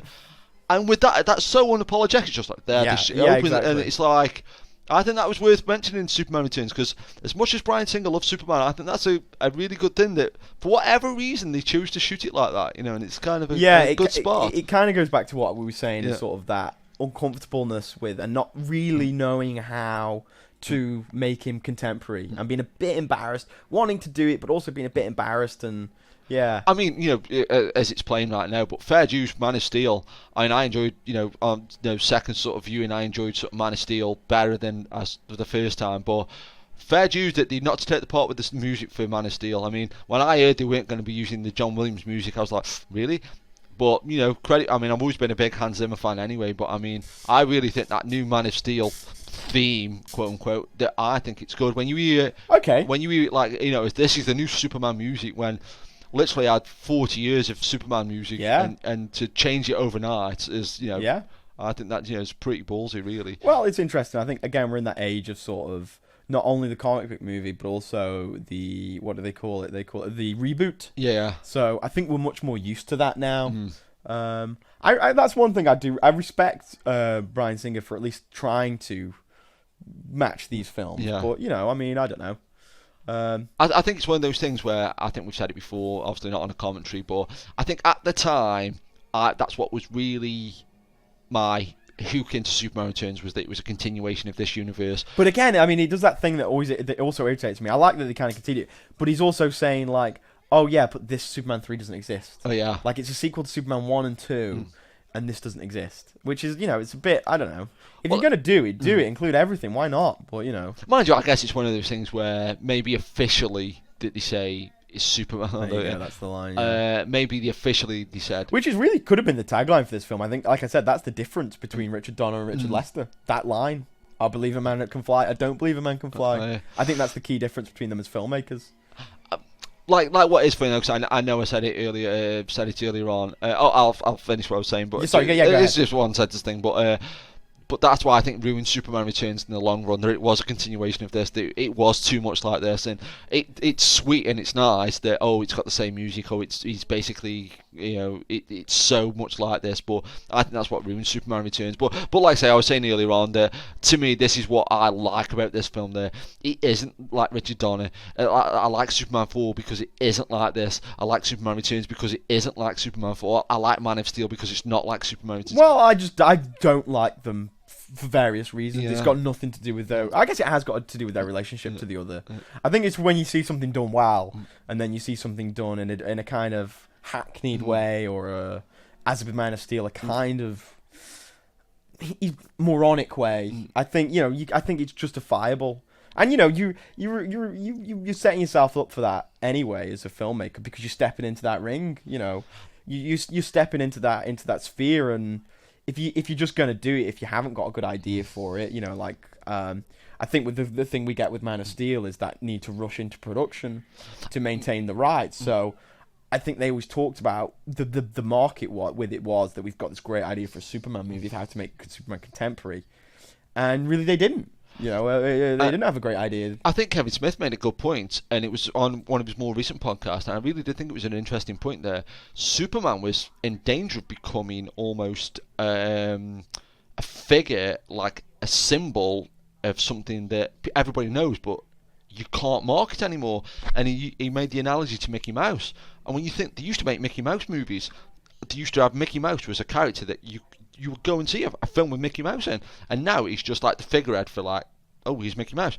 And I think Superman was very slowly becoming that, in the sense that, like, just say the Ant have made this Man of Steel, and just say the rights have gone, away from Warner, which, rightly or wrongly, but just say there hasn't been another Superman film for 20, 30 years.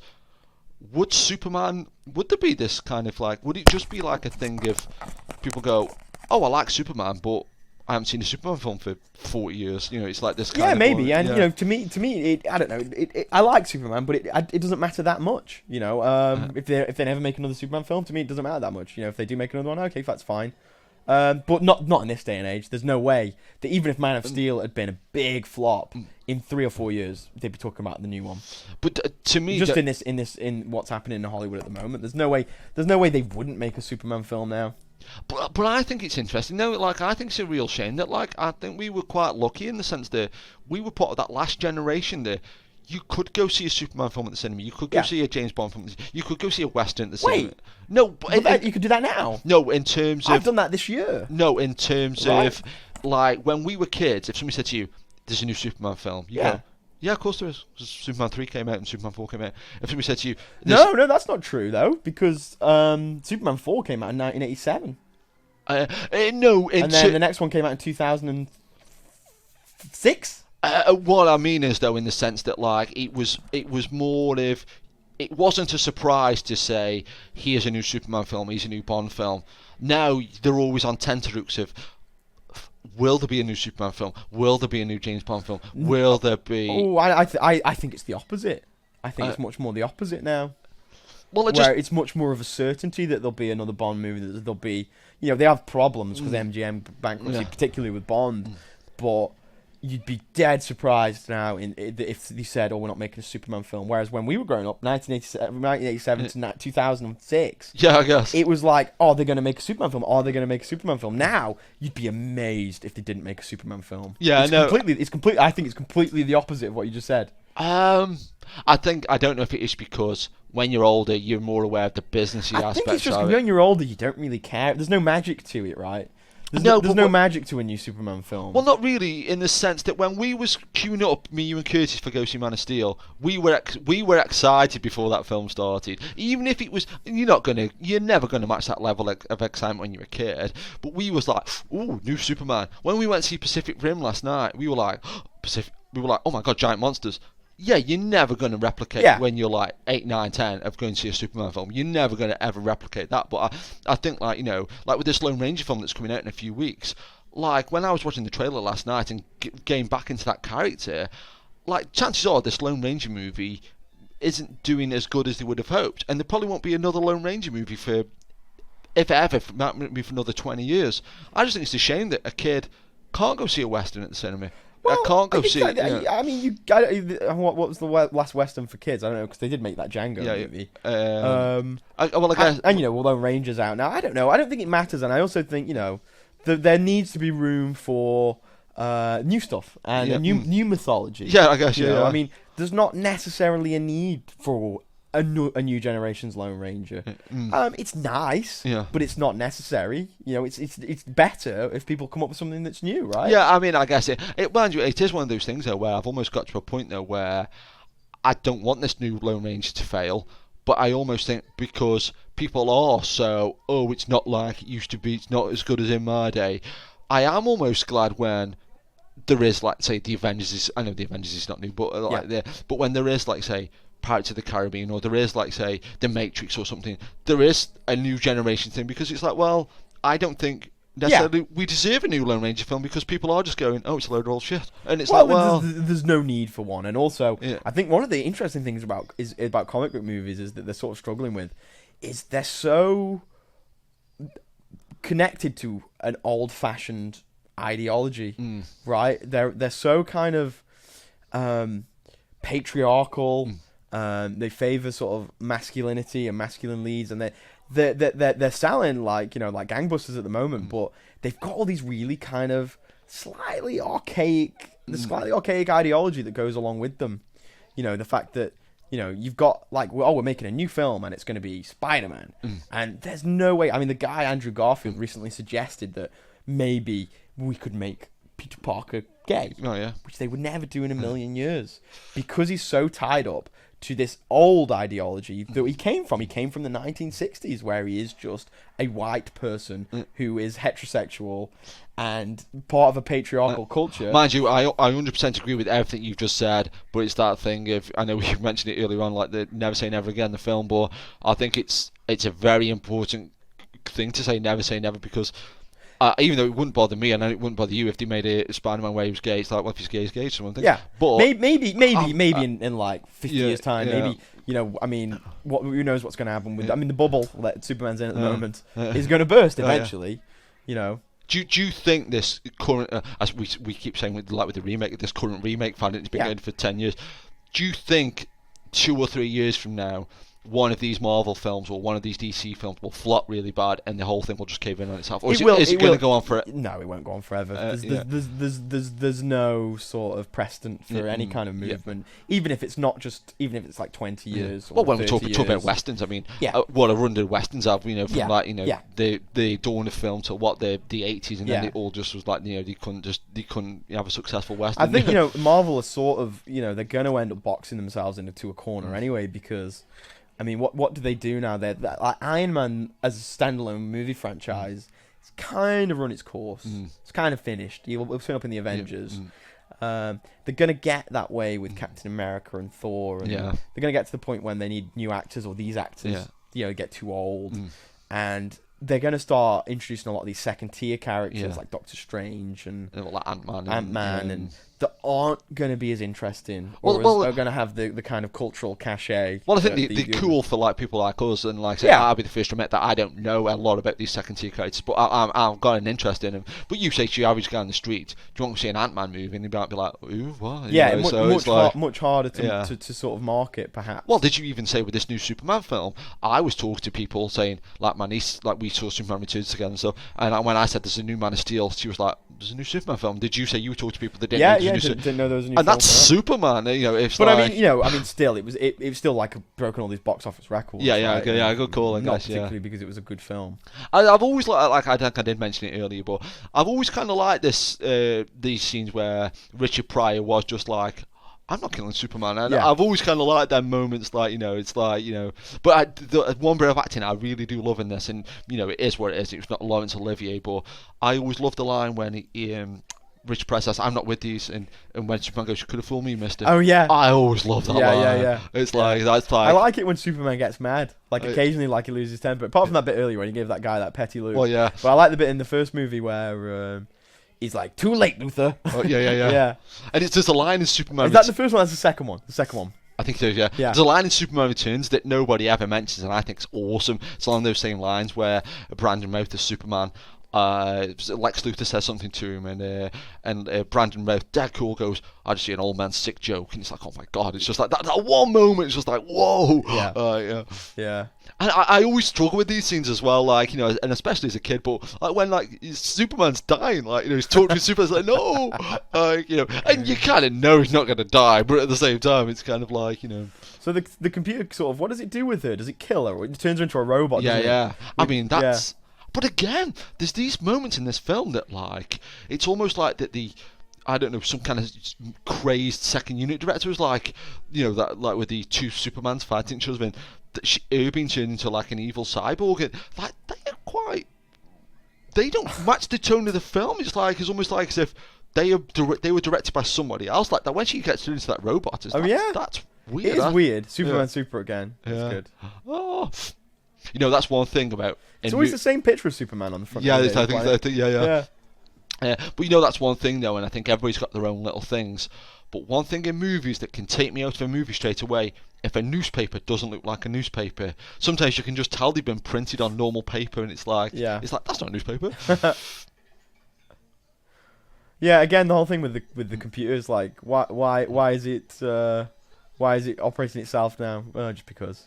I kind of like that, though. Again, the fantastical... That's a weird shot, isn't it? Yeah, that is kind of weird. But I kind of do like that, though, that, like, it's this thing that he designed on the back of fag packets. Yeah. Designed to the point where it had health and safety axes there, just in case. You're designing something kind of cool when you design it in a pub, or, like, say, on the back of a fag packet, and you draw a little fire axe as well. Yeah. I mean, that's attention to detail, that is. Okay. And how long didn't Superman wash for? Like before, because I know. Look like at that, now. he's just been on the floor and everything. Yeah, but fine. yeah. If it must, he's gonna run away. No, he's not running away. He's gonna get the acid. The normal Oh, acid. look, she's clever. Uh,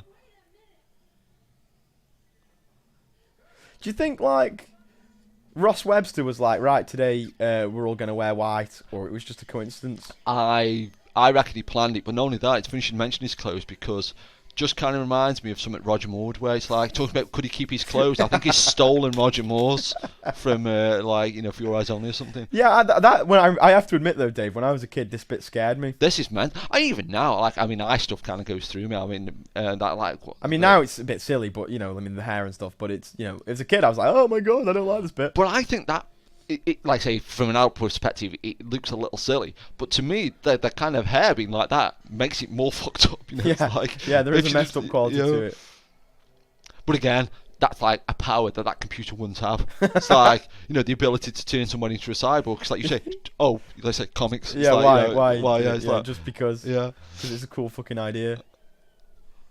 But again, there's something kind of liberating about that. On the one hand, it's kind of, quote unquote admirable, for want of a better word, there. Films like The Dark Knight and now I've got this like believability, everything's realistic. And there is something kind of cool about why not? It's like, it's just like, just do anything we want. Yeah, exactly. Exactly. For no reason whatsoever. Yeah.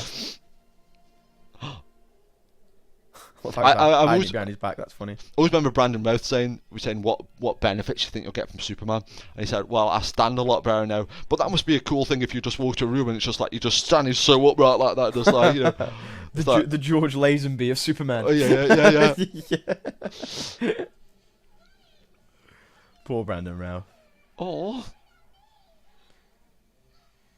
He's still knocking around. He's in that Scott Pilgrim, isn't he? Yeah, but I think people, think like him a bit better. Yeah. But he's not quite kind of the household name that I'm sure he thought he might become. Well, oh no, isn't that amazing though that you can be in a film that was literally been released in every country in the world? Yeah, you must be tough as well because you probably, you always get like when like you play Superman and the press always ask the same questions like, oh, how do you feel about this film that's going to change your life?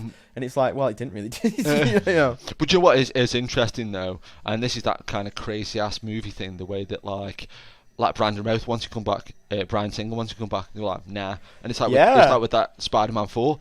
Tobey Maguire wants to come back, Sam Raimi wants to come back. They were like, nah. It's like, it's like you could just be like sidelined like that, Yeah, I guess. Yeah, you're right. Yeah. I mean, I don't know. I don't know. But I don't know. But like I said before, though, it's so interesting. Like say, what will be flagged up in your own personal filter? But like say, to me, this is just as mental as anything. There's probably even more so. Like say, the computer just thought it was normal acid. I mean, normal acid. That's insane. No, it's super mental. I mean, like say, I know we said like spoilers for Man of Steel, but to me, that's just as stupid as like in the new Superman film where it's like, no, I've got superpowers, but you, Kevin Costner, Dad, you go save the dog. It's like to me that this is equally just mental. It's like two wrongs don't make a right. That kind of is that a hark back? Do you think to Krypton? It looks a bit Kryptonian, doesn't it? A little bit. Maybe it was actually not a hark back, but it was just like a bit of the prop that they just repainted. Yeah. It's just something left over. Yeah.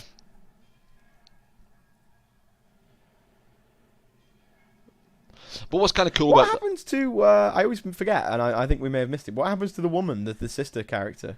Yeah, go cool. Is she just dead? Was she dead when the computer took her over?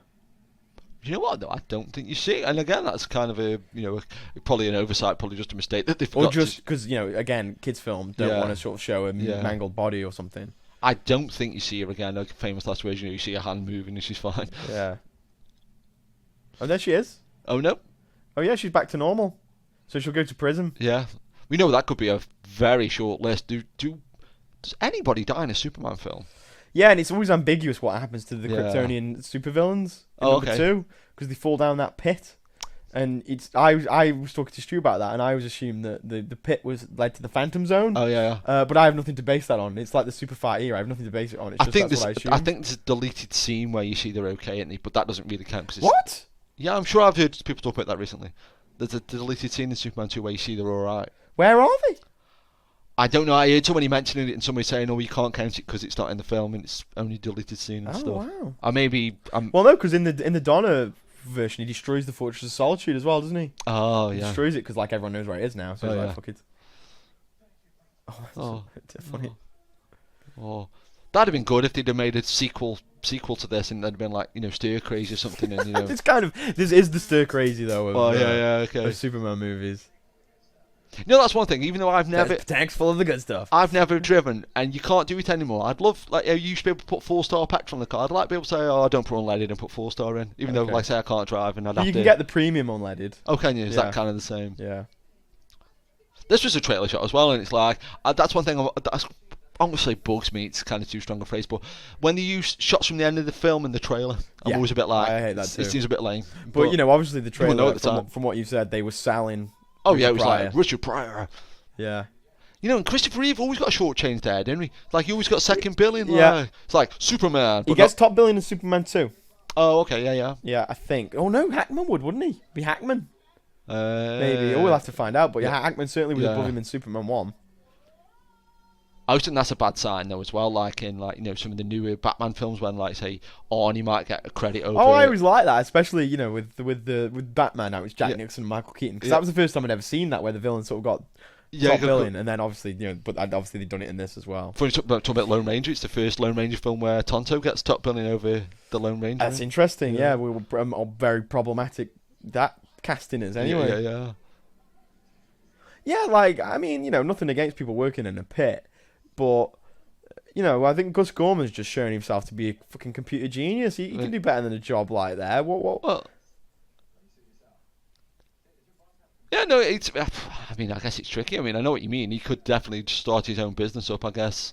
Well, I guess he could work for like a big corporation or something, like one that's not criminal. Well, I guess they're all kind of criminal. But the thing about that, he could have had his own like Microsoft. He's a genius.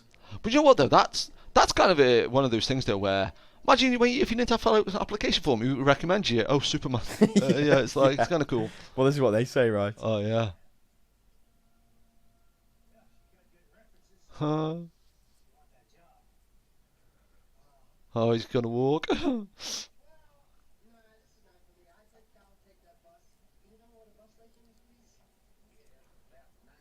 That's pretty funny. Do you know what though? Has anybody ever said, is this the only time in the history of the world somebody said, where's the bus station? He said, it's 10 miles away.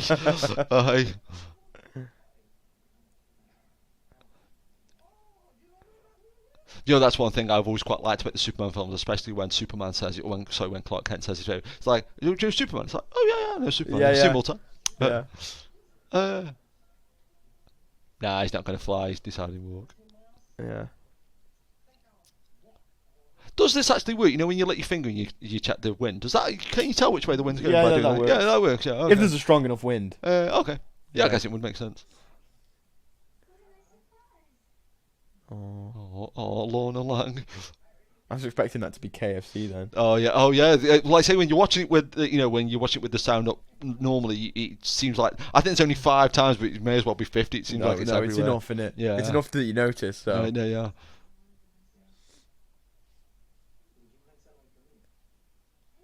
Oh, she likes Clark. Oh, it's so sweet, isn't it? Yeah.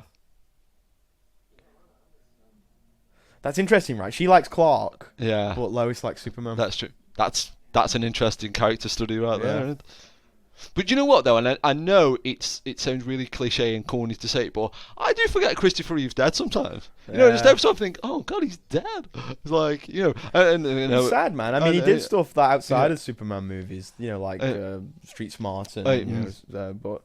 I mean, just nothing. I mean, that they could ever live up to this. It was such a. I mean, it's so iconic, and he just nailed it, and it was so big. I mean, it's like it's and it's one of those things where nailed it. I know a lot of actors don't like being typecasting for obvious reasons, but at the same time, it's like, well, when you've nailed a part so well, I mean, Brad, what a tool. So Brad gets his comeuppance now. Yeah. Oh. Why? How could you hate Clark Kent? That's bad. He did just to bully him. Oh yeah. That's Brad's like everybody in the world now. Oh yeah. They hate Superman because he's nice.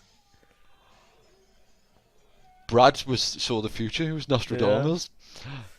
It's just the sad state of affairs, Dave. A lot of Brads walking around now. Yeah. Not enough Clark Kents. That's a very again another sentence. A load of Brads walking around. That's a very esoteric thing to say.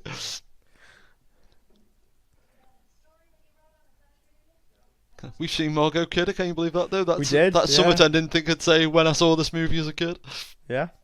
She was very nice. She humoured me, and I was one of those people when I went up to her. I was like, "Hi, I've got no money to pay for anything. However, you're Margot Kidder, and I think Superman's great." And she was like, "Hey, that's nice. Have you seen these photos of me, which you can get for £20?" And I was like, "Yes, I've seen them. However, I shall be leaving now." Oh, that was like a nightmare vision of the future where we turned into robots. Zingo Bingo. Oh no, technology designed by Gus Gorman. Oh no, it's all gone wrong. Look at Lana, like giving Clark sex eyes. Then. Oh, you can imagine it, can't you? I do. I mean, yes, I could. Yeah.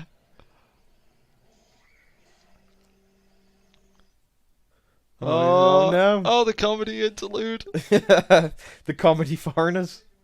Yeah, that's. Do you know what though? This film was dangerously close to being offensive to somebody. The thing is though, I mean, you know, for me in my mind, I think this is a thing of the past. You know, yeah. It's not. It's offensive, but you know, it's. But then you know, we were just talking about like Johnny Depp like blacking up. Oh yeah. To play like Tonto. Is that any worse than this? I mean, Richard Pryor. Is that any better? You mean, you know? Well, yeah. I mean, Richard Pryor was just with two people blacked up in that coal mine. That's probably why I didn't want to work there. The racist coal mine. Oh, bye. Oh. Yeah. Okay, get that, guys. What's weird though? It's great how cheap it is as well. It's such a cheap effect. It's fantastic. But could Superman remember doing that, or did somebody tell him? He must remember, right? But no, because when the woman says, "Oh," remember when? And he goes, "Oh, I'm not like that anymore." But so he must have remembered though. Oh, okay, yeah. Oh, yeah, that's fair enough. Yeah, like, this is this is footage that's used in part 1 and part 2. But I was going to say about that because somebody's done a comparison clip on YouTube where, if you really look closely, they're different. Yeah. Yeah, the cape moves differently. Oh, that smile at the camera. Tell you what. Wow! I wonder if they just used a different take, or they actually said, "Let's do it again." Have you ever seen that really like alternate take though, where it's really bizarre? It's like he kind of looks at the camera in a different way. And it's like. It chuckles. It's not kind of scary or anything. It just kind of looks. I know it's because you're so used to seeing the other one. It's like, oh, that's weird. Did we have a random? We did. We had a random crew member. Oh, cool. This time it's Evangeline Harrison, who is the costume designer. I thought, you know, considering such great costumes. In this. Yeah. She's worked a lot with film director Mike Hodges. Oh. On films like Get Carter, and A Prayer for the Dying. And she also worked on Richard Lester's film Juggernaut, which was the British disaster movie, right? The British version of like Towering Inferno. Or I was going to say, but didn't Mike Hodges want to be the original director for Omen 2? He was indeed. And it was interesting, connection to Richard Donner, yeah. So it's all connected. And the director of Flash Gordon, which was made in the wake of Superman and Star Wars. I feel like I should have seen that Juggernaut, but I don't think I have. It's on a boat. Is it? Yeah, there's like a bomb on there. It's good, man. It's like, it's good. It's like it's one of those big, stodgy disaster movies. Sounds pretty good. My British cast, Richard Harris, butter. Roy Kinnear. It sounds like a British Speed 2, which to me, I'm well up for that. I'll watch that with a pie or something. Yeah, it's not as exciting as like I could go pie. It's not as exciting as Poseidon Adventure. Poseidon Adventure, Beyond Poseidon Adventure, Gene Hackman's in it. No, he's in the original Poseidon Adventure. Oh, is he? Michael Caine. Oh, yeah. He's in. Oh, okay, Alfred the Butler is in Beyond Poseidon Adventure. We're quite good at linking these films together, especially on the fly. I mean, yeah. Clark Kent Superman. At least he's top billing. Yeah. Oh, yeah, good call. Yeah. Gavin O'Halloran, as Brad. Yeah. Brad the Douche, his full name. Have you ever seen when they do this and it's just like this huge, big, like kind of like conveyor belt of like names and it's like a camera above it, It's nuts, isn't it? And I kind of really like, especially like on a big TV like this. Occasionally, if you really look, you see it like shake a little bit. Like you can tell it's not. You can tell it's not like done on a computer. It's not perfect. It's got like this little analog sort of mistakes. Yeah, it's kind of cool. Well, the actual movie has come in under 2 hours. Shows. I mean, it's longer than I remember it, but I don't because I normally watch it when I'm drunk or something. But it is longer Yeah. than I picture it being. Yeah. Giorgio Moroder. Well, I guess that's it. Superman 3. It is what it is. And enjoy it for what it is. Really, I think is the lesson that I should leave people with. You're pretty fair on it. I mean, I think you've got the rational approach. You look at it in the right way. Like I say, I'm probably more forgiving than I should be, but yeah, I mean, Atari there. But yeah, thanks for listening, everybody, and hopefully we won't be as long before the next commentary. Yeah, thanks everybody. Yes, we're going to share eat Lois Lane, Lana Lang's pate. Yeah, and really look for nipples. I don't. That's a very specific gag, which we didn't mention, but yeah. See you later. See you later.